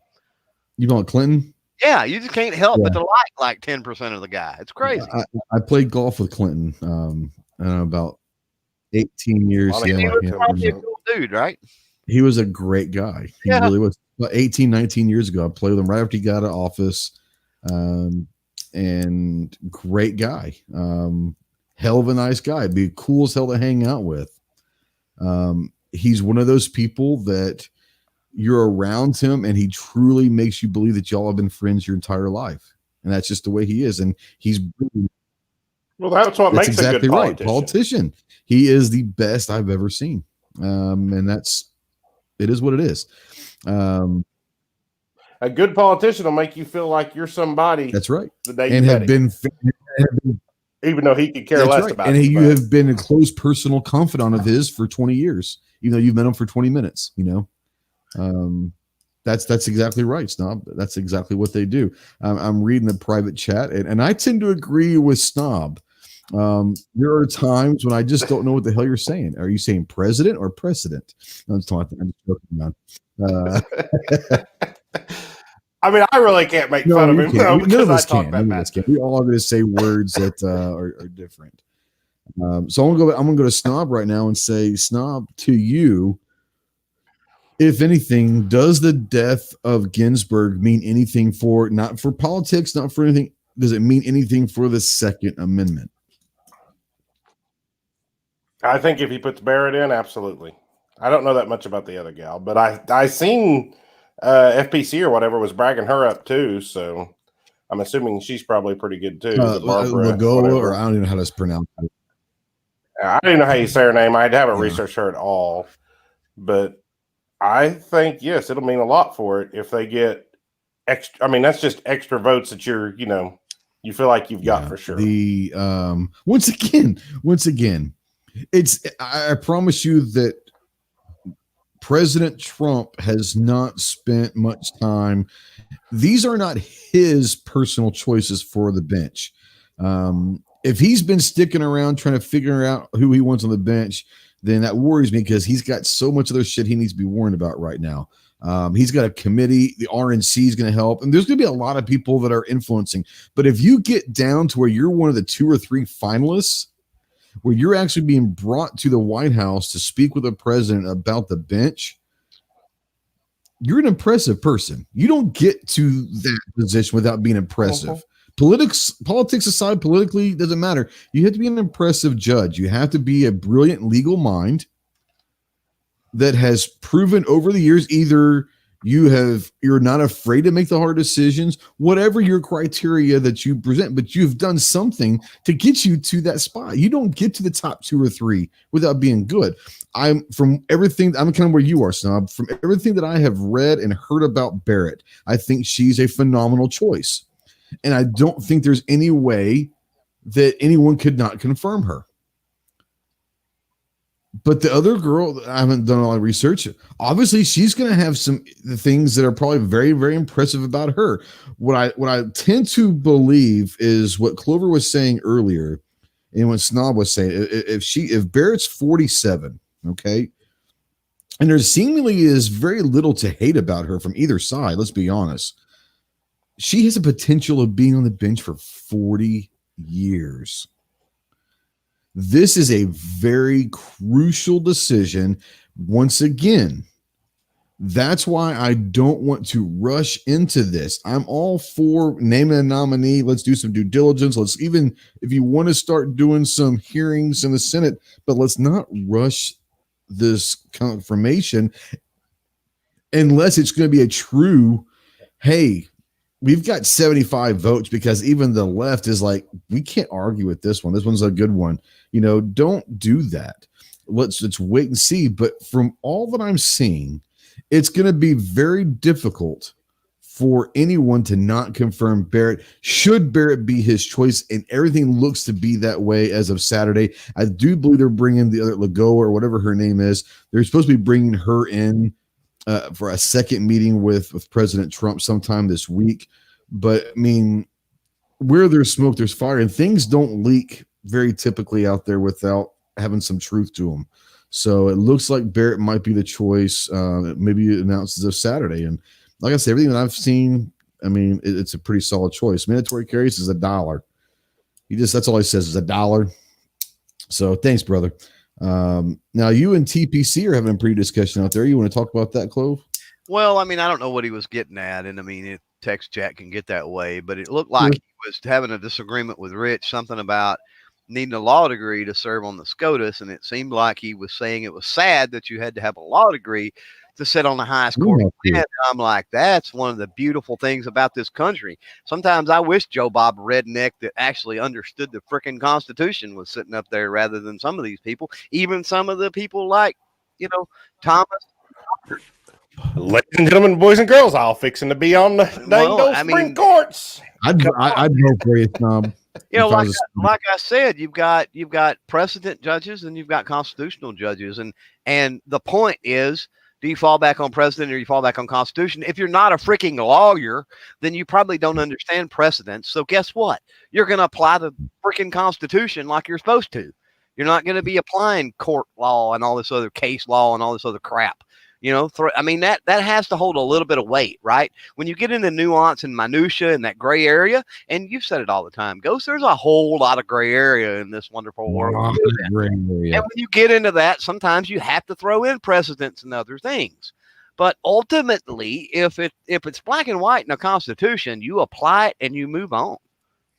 And so that was my only thing is I see the fact that, and it's sad, we'll never have a Supreme Court justice that, has not been in the legal system in some way, shape, form, or fashion, right? Whether it's Solicitor General or AG or, something along those lines. You'll never see just a regular person or anything like that come up and be the Supreme Court. And I think it's kind of sad because those people really have no basis other than the Constitution. And it'd be interesting to see how they ruled when they strictly only had the Constitution to fall back on. Well, and you're not going to see them in the Congress either, in the White House. I mean, very few people that make it to a federal level of any kind of political is going to be politics. I mean, they're going to be lawyers. Most of them, the vast majority are going to have some law behind them, or doctors. But that's a lot of that. Because a lot of that goes different. It's not like Supreme Court. You don't really have to have money. That's a who you know, or you're going to have money to get elected at the lower levels. But at when you're talking about a political office, You've got to have the money to do it. And that's one of the things you said it earlier when you're talking about a governor's race. Heck, a local sheriff's race can be hundreds of thousands of dollars in a little bitty county. Can be hundreds of thousands of dollars. How in the heck can a normal person, which is what we're supposed to do, it's part of our civic duty to stand up and run for office and serve the people of our community and our state and our country, at least for a little while, and then go home and live in the crap that we voted on, right? That way we understand the ramifications of it all. But how's a normal person supposed to do any of that when the barrier to entry monetarily is so freaking ridiculous? And so if you go back and you look at campaign finance and a lot of things that a lot of people brush off and they don't even pay attention to, campaign financing and all these other regulations and laws and loopholes and other things that they've done over the years, that needs some serious work in this country to allow a regular Joe 9-to-5 guy the opportunity to be able to get on a platform, and run for political office and actually maybe serve the people of his community better than the doctor or lawyer or whoever else that has the money to do that now. I hate to say it, but Mr. Smith isn't going to Washington anytime soon. That's just the way it is. Yeah. Now, wait a minute. I forgot to mention that I heard that this guy from Maryland named David Bowling has a meeting with Trump this week about, the Supreme Court nomination. I don't know. Just a rumor I've been hearing. I do have something to add, though, about Roberts back there. James Perlin said no, Roberts will still refuse to take any 2A cases. I think Roberts is almost, I'm going to say he's a populist. He wants to go with the popular vote of his court. I think that's what it is. I think he's worried about, he doesn't want to take it unless he knows he's got it. And I think he's worried about what he's going to look like if he doesn't want a 4-4 split. Nope. If he's going to, whatever side the issue is, if it's not 6-3, 7-2, 8-1 unanimous, and he ain't going to do it. Yeah, I think you're right, Bob. And even with Barrett, Kavanaugh becomes Kennedy, and that's still in play. Sure. So there will be issues that are going to be more cut and dry, but there will be others that won't. I know you haven't gotten to me as to what I think about it yet, but that's what I think about it. Even with Barrett, I think it's going to take a potential replacement with Breyer under a Trump presidency to allow Roberts to want to bring, because then he'll know it's pretty much a slam dunk. But it's going to be what, 7-2? Yeah, 6-3 at the worst. It'll be a solid. It will be a solid 6-3 at that. That's what I'm saying. A solid 6-3 at worst. Yeah. And I don't think Roberts, unless he's got that slam dunk, like I said, I don't think he do it. And there's a certain amount, I've got a certain amount of respect for that, because I think he understands the gravity of a bad case, right? It being litigated badly, getting put before him, and it's setting that precedence that our boy Kavanaugh, right, for generations to come now, is gonna, you know what I'm saying, right? I know. He's gonna uphold that bad precedence, right? It's bad precedence, but he's gonna uphold it. Wait, Kavanaugh's the president? So I don't think it changes much for us 2A wise. It's a step in the right direction, but until we maybe replace Breyer, I don't foresee anything. So hold on cross your fingers for, I guess, a Trump presidency, for Barrett to go in. Cross your fingers that maybe Trump gets to appoint another one. Stranger things have happened. If you've looked at how many justices presidents have appointing in their tenure over their terms, it's not unprecedented that Trump would get that many picks, and we can get that solid 6-3. So Roberts will do some stuff. And here's something to think about. If Trump wins again, I hope it doesn't happen, but there's a very good possibility that in the next 4 years that you see Clarence Thomas resign. Well, but knowing that there's a Republican president in office, you know what I'm saying? Yeah. I think he'd rather, and someone mentioned out there, I think that if she could have done it again, I think that Ginsburg probably would have decided 10 years ago when Obama was office, maybe I could have retired then. I guarantee you break out the Ouija board right now and contact Ginsburg. I guarantee you she'd tell you that. Should have retired under Obama. Mm-hmm. Should have retired. Yep. Yep. Now, But Rich was here's the saying, okay. losing Clarence Thomas, bro, is I do not want to see the dude retire. I don't. But if he's going to retire, he'll probably do under a Republican president. He needs to retire under a Republican president and hopefully with a Republican Senate. Let's not forget that component, because that's something we've forgotten. Regardless of what Trump does, the Senate has to confirm. But man, I don't want to lose Thomas. God, he's probably we've talked about this. He might be the greatest justice in the history of our country. Honestly, he's up there, and he's certainly with the bench now as it sits. He's on the Mount Rushmore of justices. Let's put it that way. Absolutely, the most solid on the bench right now, without a doubt. No doubt. Now, Rich is out there saying that the 5-4 Supreme Court upheld Obamacare, and Roberts was the deciding vote. Once again, Roberts is the Chief Justice. They argued it wrong. Well, they argued it. The whole tax thing. It was argued wrong to begin with. Yep. But there is no way that wasn't going to be heard. Yeah. Right. And at that point, you're going to fall where it falls. And yes, it could have been argued much differently and all of that. Once again, and I think that you're right. Is Roberts a constitutionalist? Is he a precedent guy? There is no precedence really for Obamacare. So it came down to what these individuals, justices at the time, thought, is this constitutional or not? Mm-hmm. And 5 of them thought it was. They have to weigh how it was argued based on the constitutionality or the precedents, but depending on what type of justice. That's what I said. But you get me. I'm just joking. It's not. We throw out and we go, oh well, these justices ruled this or ruled that. Blah, blah, blah, blah. Well, how was the suit brought forth? How was it written? Right? Because that makes a difference. You're bound by a judge. You can't get all crazy and just rule on the general idea of why somebody brought a suit. You have to rule on the specifics of that suit.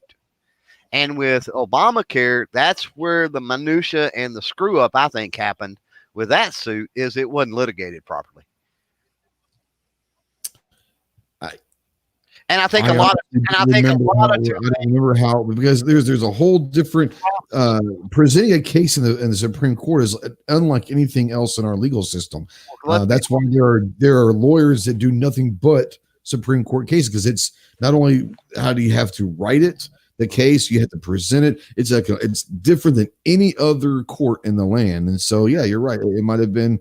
I honestly don't remember. how it was litigated, but obviously it went 5-4. So you would be surprised at the number of cases that are lost, that are solid cases on the principle. And I'm talking across the board. Right. I'm talking across the board when we talk about civil suits or suits that are, and these are basically civil suits that are brought forth against the government, legislation, and other things. That's all included too. You would be surprised at the amount of really good cases on principle, right? That they should win. But they're just not written correctly. They're not litigated correctly. The process wasn't followed correctly. There was some little something somewhere. And do you think for a second, these 2A organizations, do you think for a second that the 2A organization that files suits and fights in district court or the Supreme Court and loses on one of those stupid little things, like they didn't have the right font in the right place, do you think they're going to go back to their organization and tell them, the people, that's why they lost? Or are they going to rant and rail that it was the liberal justices that voted against them, blah, blah, blah, blah? Or are they going to admit their errors? Which one is more likely for a lawyer, let's be honest with this, for a lawyer to come back and do? They're going to blame the justices. They're not going to fall back and go, well, we screwed that up. Yep. I mean, I know for a fact that at the state Supreme Court level, cases get thrown out because of literally a font. Yeah, and funny thing with Ginsburg is the regulated font for the Supreme Court is so small that Ginsburg couldn't, for the last 2 decades, hadn't been able to read it. Isn't that crazy? Yep. Yeah, it's crazy. Everything is just crazy. And Kingpin, I'm not even going to go down that road with you, bro. I'm not even going to go down that road with you. Regardless of what I think Roe versus Wade is not just a political thing. It's a human thing. And if you don't have a daughter, you might, if you ever had a daughter that's 23 years old, like I do, you may think about that a little bit. Just saying. There are some extenuating circumstances that I think that, do I agree with that particular thing? Not entirely, no. Roe v. Wade. There are a lot of extenuating circumstances that I think that are a different issue. There's some direct parallels between Roe v. Wade and the Second Amendment. That's totally a topic for another show and everything else. Yeah. But we can go down that road because people misconstrue Roe v. Wade. Is Roe v. Wade, they said, oh, abortions just should be legal and just throw them out everywhere. And the decision on Roe v. Wade was that a pregnant woman has the liberty to whether or not she chooses an abortion, should have that liberty without excessive, and this was the ruling, that's the wording in the ruling, without excessive government restriction. That sounds a lot like shall not be infringed, don't it? Mm-hmm. Yo, what up, Knives? What's up, homie? Yeah, like I said, that's like that is a discussion for a whole nother story. But it says federal, right? It says federal restrictions. So that's where a lot of states, that's where the federal government goes into the states a lot of times on abortion. That's and right. They're basically, they get out of it. Like you said, when we kind of started this whole thing, that the government, or I think when we were talking about identity politics, the government needs to be out about 99.9% of everything. Mm-hmm. Absolutely. Yeah. Damn. Been real. It's an hour and 36 minutes and it's gone by fast. Been jam-packed. Snob, Gary, do you have any, not through your plugs, but do you have anything you want to bring up or talk about that we've discussed so far? There's been a lot of shit being talked about. No? All right. I was muted, but no, I think we've covered everything. I didn't realize my mic was muted on my mic. I don't know how much more you could cover here. We've covered a lot of stuff. I think the U.S. is just screwed. So there's where we are right now. Well, that's a pretty simple way of putting it. No matter what the Republicans choose to do with this, it's going to burn.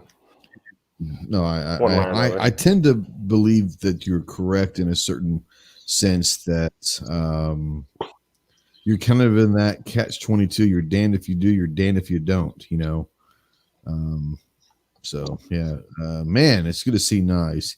Knives says the magazine ban hearing scheduled for tomorrow. Duncan versus Becerra, Freedom Week. I also want to bring up if you're in or around Harrisburg, Pennsylvania, next Tuesday there is the 2A rally going next Tuesday at the I believe on the footsteps of the Capitol building at 11 o'clock. I think that's 11 Eastern. I believe that's what it is. I think RL was saying that, but next Tuesday in Harrisburg, Pennsylvania, if you can get out there, whether you're a citizen of Pennsylvania or not, if you're around the area or can get to the Capitol there in Pennsylvania and you want to support the Second Amendment, by all means, I'm sure they would take anyone and everyone they could possibly get at that thing. So, yeah. Trey Gowdy has never lost a case, so maybe we should get him writing more cases. There are several that are out there, but once again, and I think you're right. There are a lot of people that wouldn't lose many cases if the cases were heard, but there's a reason why cases aren't heard, because maybe they don't want that case to be won. Just food for thought. It doesn't play into the narrative at that time. And I think that everyone's kind of right. I think that the way Roberts is seemingly running the court right now, political party and affiliation aside, no matter what side it comes down on, I think you're right. I don't remember who it was, a Snob or Clover. But unless it's a 6-3 or 7-2, landslide victory, I don't think that Roberts wants to be the decider on anything. That's just me. I think if it's a big enough issue case, he won't have a choice, right? Well, like Obamacare, he didn't have a choice. He Yeah, had to make that. have to be something. It's going to have something that's Obamacare is a historic thing, and so let's not parse words about that. That's why it was rammed down our throats. That's also part of. Sorry, I swallowed too much air there. That sucks. That's also people talk about Obama and how under Obama we didn't get a whole lot of 2A stuff. Anti-2A stuff crammed down our throat. That's because Obama's focus, and this has to do with his narcissism, I suppose, was his legacy and making sure Obamacare get done. So you can thank Obamacare in a way. You can thank Obamacare for the preservation of our Second Amendment rights in a way, because while he had that Senate and Congress, he was focused on Obamacare more than he was anti-2A stuff. So that kind of saved our bacon, I think, a little bit. And I don't know about other people out there when we go down the Obamacare road, but it hasn't affected me a whole lot. So I would like to hear from people. So email me, whatever. Don't be ugly. But if Obamacare has hurt you, affected you drastically and stuff, let me know. But as far as me and the people I know and the people I talk with on a normal basis, we have insurance and all this other stuff, and it's not that big of a deal. But yeah, let me know.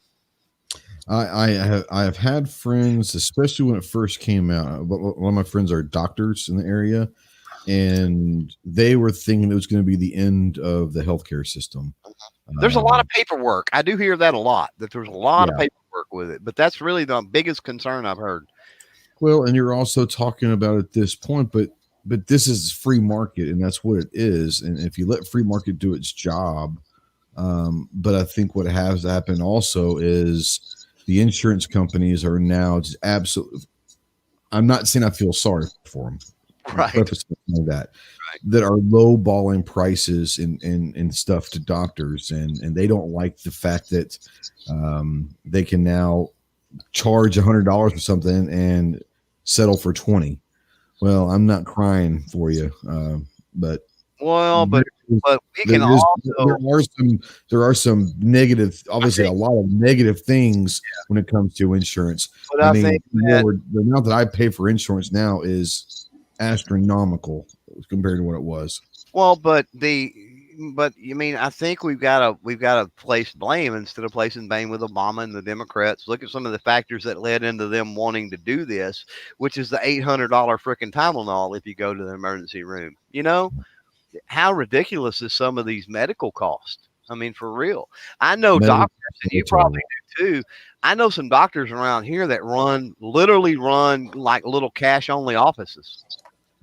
And you can go in, and some of them have like a membership thing for people, and you literally pay. And obviously this doesn't cover major surgery or anything like that. But, you know, if you get the sniffles, if you get, you know, a virus, or you get, you know, the flu, or you get something like that you need to go see a doctor and get treatment, they run a little members only clinic thing where you pay like $30 a month. And you can go in there for as much as you want, get your prescriptions written. And then there's places out there that you can get that help you with your prescription costs. Mm-hmm. And I know people that have been a part of those, and they pay like $10 a month or something, and they can get $200-300 prescriptions for, you know, $10 or $15 copays. Yeah. So I don't know. It's a subject for a different chat. I apologize for getting off into the weeds with that. No, you're fine. Shit. We went off the rails a long time ago, bro. So, all right, Gary Snob, Clover, any of you guys have any on the chat tonight? Any closing things that you want to bring up? The only thing I'd have to say is a lot of people think you really shouldn't spend a lot of time on political discussions because it just causes people to butt heads and everything like that. I think it's important to do it. I think it's important to talk these things out, and it ought to be like you're trying to have tonight, a focused political discussion. But I think it's important for everybody to air their views.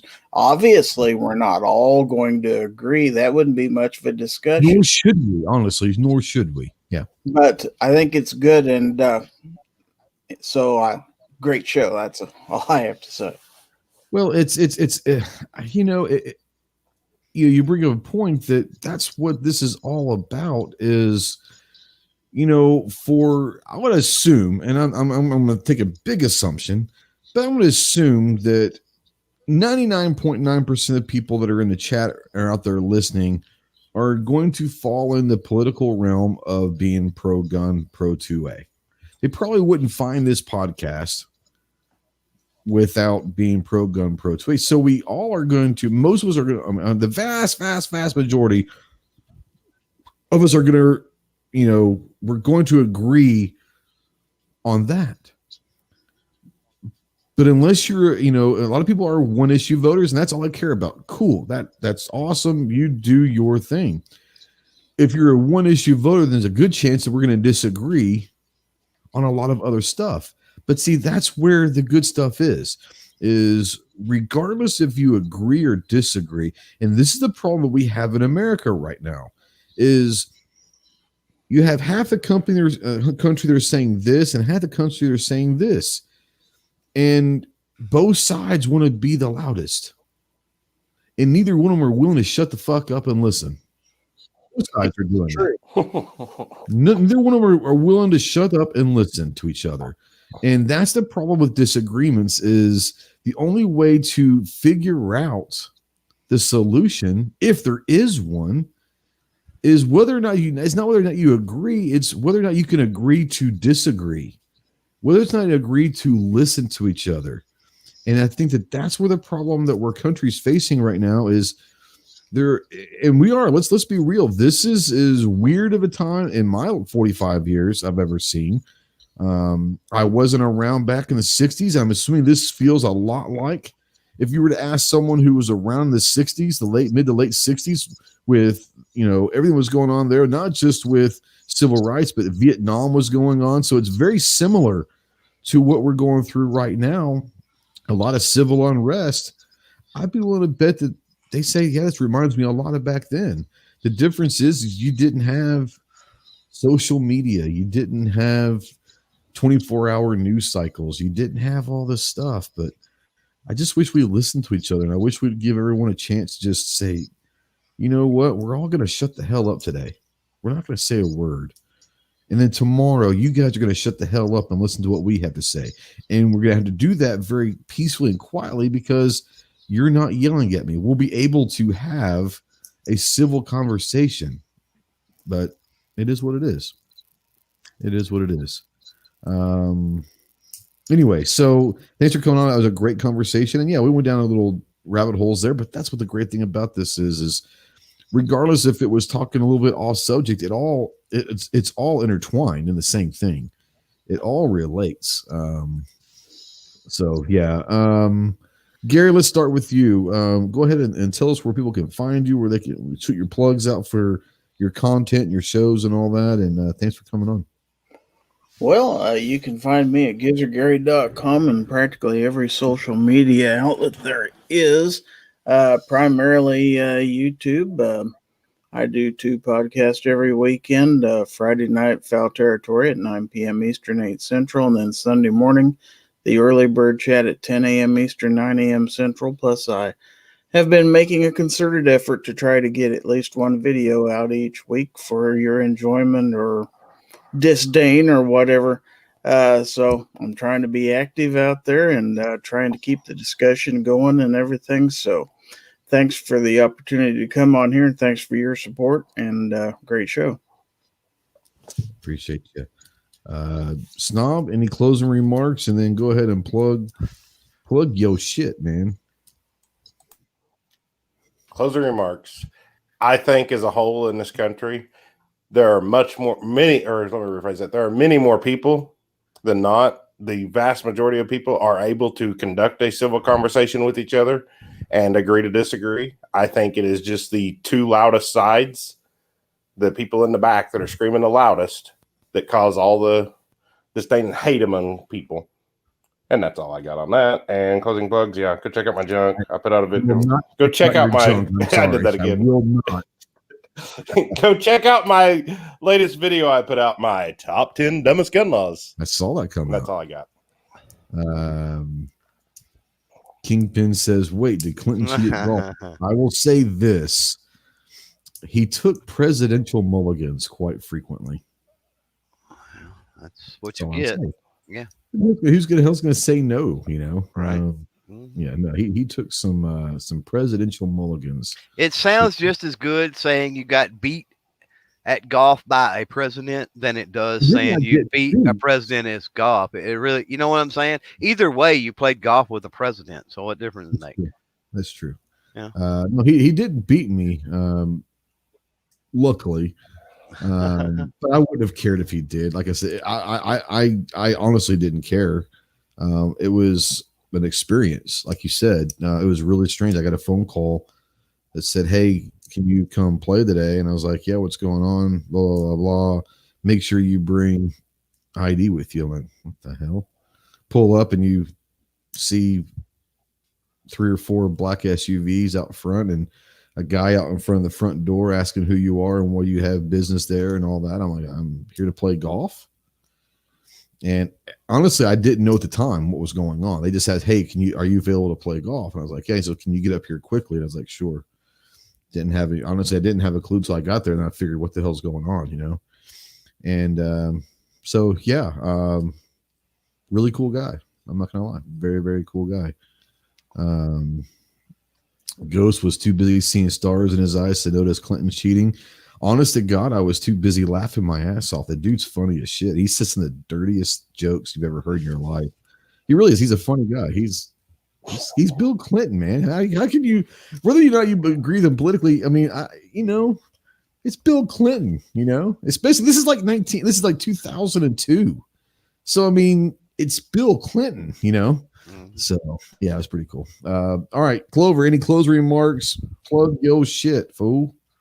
Nah, people know where to find me if they want to find me. I'm just gonna say that great conversation. Let's drop putting people in boxes, literally and figuratively, if you're into that sort of thing, literally. Let's not put people in boxes. Let's drop the name calling garbage. Let's drop the labels. Let's respect people and hopefully earn respect in the process and work toward as I think Daddy Bush would have put it, a kinder, gentler nation. And that's my message for tonight. Thanks, man. Man, I appreciate everyone that's been around for an hour and 52 minutes. God, has it been that long? Wow. Okay. I thought it was like an hour and a half not too long ago. I guess we've been talking 40 minutes. We fell down a couple more rabbit holes. So yeah, it happens. Yeah. Let's see here. Missed most of the show, man. For a few, hey, go back and listen if you want to. There's some pretty decent conversation. There's some conversation you may not like. That's okay. I don't care. That's the great thing about this is having a conversation. If everyone always agreed, then it's not a conversation, right? It'd just be a pep rally. That's all it would be. To have a true conversation, you're going to have people that don't have to disagree, but just think maybe there are different ways of getting to the same spot, and sometimes that's just as important as the route we take. I think we could all agree that we want President Trump to nominate a conservative justice that at least would be friendly for the 2A. But I think all 4 of us on this panel probably have different avenues and different ways that we think that it might be best to handle it or the best route to get to that point.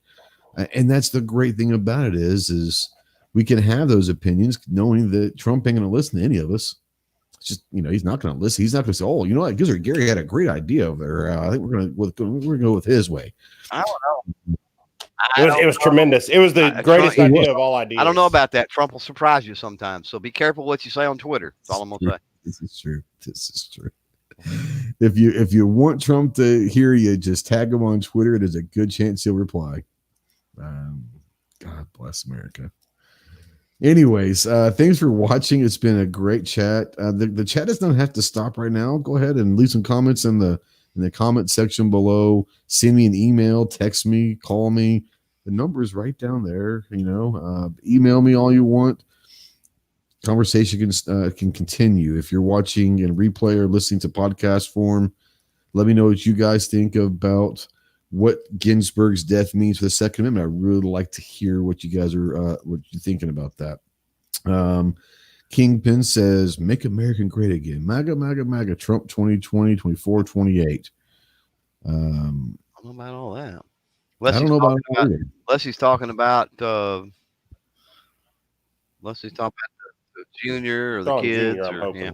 You know who's someone I wouldn't mind. I think Ivanka's pretty bright girl, and I think that Ivanka would. I think she could close. She's a lot like Trump is where she doesn't give a shit what people think. I think she could close the deal. I think she could bring on the younger crowd, and I also think she could get some of the women vote, and she could get some of the dudes votes, and a lot of. I think she could do pretty well. I don't really think Don Jr. wants it. I really don't. I don't think he has any aspirations. I think that I feel he enjoys having a voice without really any consequence right now. I think Ivanka would not mind throwing her hat in eventually. I think Don Jr. might potentially have far more skeletons in the closet than Daddy Don. You grow up as Trump's kid, you're gonna have skeletons, and a boy at that. But Ivanka, I don't know. I think Ivanka may have kept it fairly clean cut. I think Ivanka lived with Ivana for a lot of her life too, though. Yeah. She wouldn't live with Trump, Yeah. Kanye, what the hell? Going on Kanye. Kanye, Don Jr., 2024. I could see Don Jr. going for maybe like a representative or something, but president. Trump West, Ivanka, Kanye, 2024. How about that ticket? You're killing me. You're absolutely killing me. How about this? How about Ivanka? I think Kanye is more better for Biden because they both lost their damn minds. Ivanka Kardashian 2024. You talk about really getting a vote. Think about it. If you want something funny to watch, just go watch the Jeff Dunham. Oh my God, highly recommended. You talking about the debate thing? Yeah. Yes, that Ahmed's hosting. Go to the Ahmed hosted political debate with Jeff Dunham. Absolutely, that's worth your time. Jeff Dunham, he's the ventriloquist. I know Jeff Dunham, but what's the thing called? I don't know. So it's the debate. Presidential debate. And it'll pop up, I'm sure. It was like Donald Grump and Joe Hayden. Ben Hayden. It was hilarious. Yeah. Or Ben Hayden, yeah. It was great. And he's, I'm sure you remember. You remember when Saturday Night Live used to not be political. He makes made fun of everybody. And Dunham just totally hammers both of them, and it's awesome. It's amazing. It's good stuff. Grump versus Hayden. Grump versus Hayden. Yep, that's it. Yep. All right. Thanks to Clover, to Snob, and to Gary, to Gizzard Gary, to coming on. Go check them out. They're doing awesome stuff. Trying to get Gizzard Gary to 1,000 subs. Not that he can't get the SHOT Show. He's already been a SHOT Show, but make it a lot easier if he gets to 1,000 subs. Plus, they'll be able to monetize his channel. So we're trying to help Gizzard. He's probably about 150, 200 somewhere between 150, 200 subs away from that. So get out there and go sub. But go sub Snob and Clover Tack also. They're trying to get to 5,000. They're getting pretty close. So go do that as well. But thanks for coming on. These are good people, good friends, and they're doing a lot of good work out there. So continue to support everyone out here. Rich White, go watch Rich White stuff. He's got a great Unloaded Media this week, Unloaded show every week. Oh, Orange Man out there, Obnoxious One's doing good stuff out there. Kingpin seemingly is on everyone's goddamn chat these days. I mean, you can't go watch a live show without watching KP out there. So he's everywhere. Love it. Go check out our good friends at Gun Cleaners. Rod and Shelly are out there. Go check their stuff out. They've got the solvent and the lube. Don't forget G23.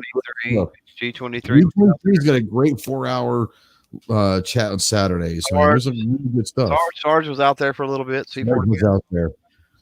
Yeah, I mean, there's a lot of great content creators out there, and if you're out here and you're watching this or listening to this because you seemingly like my stuff, then go check out all these people because they're going to put out a lot of great stuff we're all going to have different takes. We're all going to like different kind of guns and all that.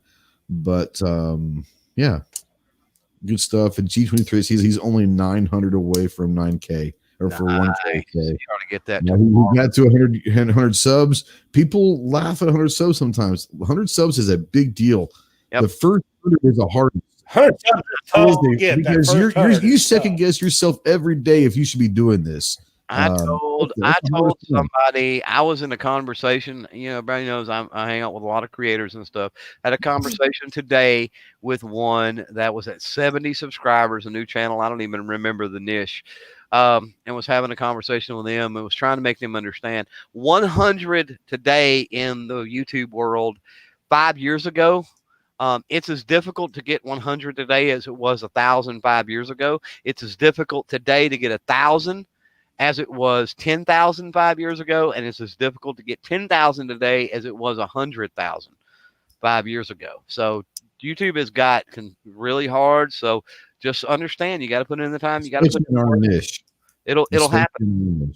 It'll happen, but it's a slow burn. We were talking. You and I were talking to a guy on one of the creator chats a month or so ago, and he was saying, "Man, I've been doing this for 3 months, and I'm only at 250 subs." Like, seriously, you've been 3 months? I love that. Moaning, man, it was hilarious. 150 subs. This dude had videos with literally thousands of views, and I'm like, and he's been doing it for 3 months. We're like, seriously, bro?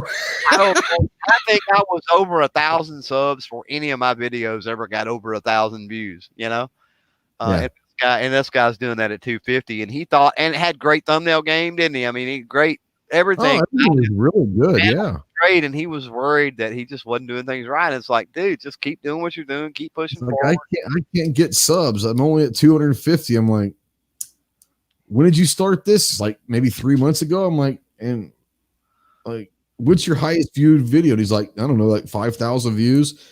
I'm like, so you've got 250 subs in 3 months, and you've already got a video that's got 5,000 views. He's like, yeah, I know, it's bad. And I'm like, are you out of your mind? Yeah. But then again, we're coming from a niche with that, that's tough.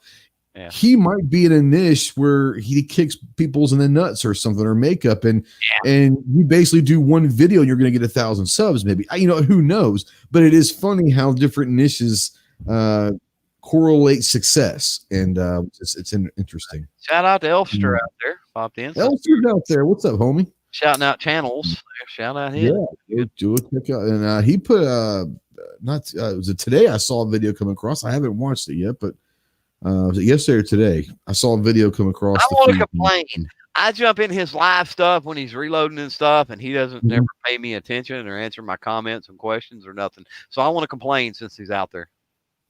I want to say that he put one out there yesterday or today, and it was reloading 9mm. Is that correct? I think that's what one of his latest videos was. He was doing a reloading 9. So if you're interested in reloading 9, I'm pretty sure in the last day or so he put out a video about maybe like step 1 or whatever of reloading 9. So Kingpins is a channel he watches, got 300,000 in 2 months. Can do it. Like I said, I mean, that's different niches, and it only takes one video to go crazy viral. It's just harder in some niches. But yeah, I think that you're right, Clover. I don't know about the numbers and inflation numbers or whatever you want to call it, but yeah, it is. That's it's just one of those things where it's going to be tougher and tougher. But we've had this discussion before. I don't want to go down in the rabbit hole, but I think that the ones that really want to do this, that really have something to say and are really there to help and to educate and to entertain and all of that, they're the ones that are going to last. Yep. The ones that are there to get rich and famous and be a celebrity and all that, they're going to realize very, very quickly it's a lot of hard damn work to make a penny, because you have to get to 1,000 subs with 4 hours of. I mean, it's a lot to even make a penny on it, much less get rich from it. And the fame is what people don't understand is fame comes with a lot of downside. If you don't have thick skin, you probably shouldn't get into doing YouTube videos. If you can't take criticism, if you don't have a sense of humor, You might have the greatest video in the world with the greatest, but if you have no personality and you take shit seriously, you're Don't even turn your don't even comments turn your on. comments on at that point. And there are a lot of channels that do that. They just won't turn comments on, and I think it's hilarious to see stuff like that, because you're sitting there going, that's part of what you're doing this for, is a conversation, right? Whether that's part of it. That's probably the biggest part of it is you hope to maybe most of it. And in this room, we try to educate people. I'm not saying that we're smarter than you, but if we're going to, even in a gun review, we're going to try to educate you on this gun if you've never held it before. We hope to educate you. We hope to entertain you, but ultimately we hope to have a conversation. And that's what we've done for the last 2 hours tonight. Had a wonderful conversation, not just in here, but in the chat. Thank you to everyone on the chat. It was a wonderful, and we're not always going to agree. And I think that's what makes America great, is we're allowed to disagree without worrying about any repercussions from that. That's where the good stuff's at, is the conversation. So thanks everyone out there that was part of this conversation. Thanks to Gary and Snob and Clover for being a direct part of this conversation. Yeah, go ahead.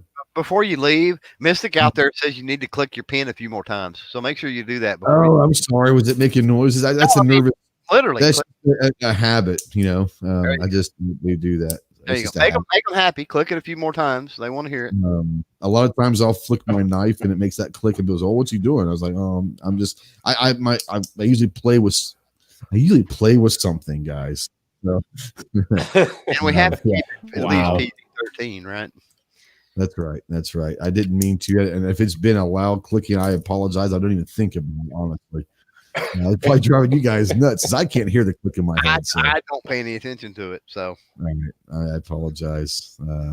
It says it first, if you're a sensitive snowflake, turn this off now. Correct. Oh, well, like you said, a sensitive snowflake's a little redundant, isn't it? A little bit. So I play with my, like Rich, I play with my knife a lot. I was on a chat not too long ago playing with my auto knife, and someone says, "Who's dry firing?"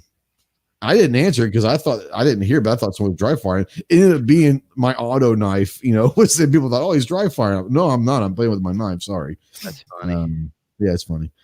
But anyway, so thank you so much. Go check out Snob's new, what is it, the top 10 gun laws? Is that what it is? Top 10 dumb. Well, hell, dumb how did you laws. narrow it down to 10? Well, I'm talking really, really dumb. Not just dumb. Dumb, so dumb that liberals don't even understand them or anti-gunners don't even understand them sometimes when you explain it. I haven't watched videos in a couple of days. I've got a bunch. It sounds bad. I'm sure all you guys are like that. My watch later list is like 1,000 some odd videos probably. Because I'll see a notification going on, I'll hit watch later, and if I go back to my watch later folder, there's no telling how big that is. I'll eventually get to you guys. I apologize. I try to watch as much as I can. And I know that we don't watch their stuff. And I get that. I'm okay with that.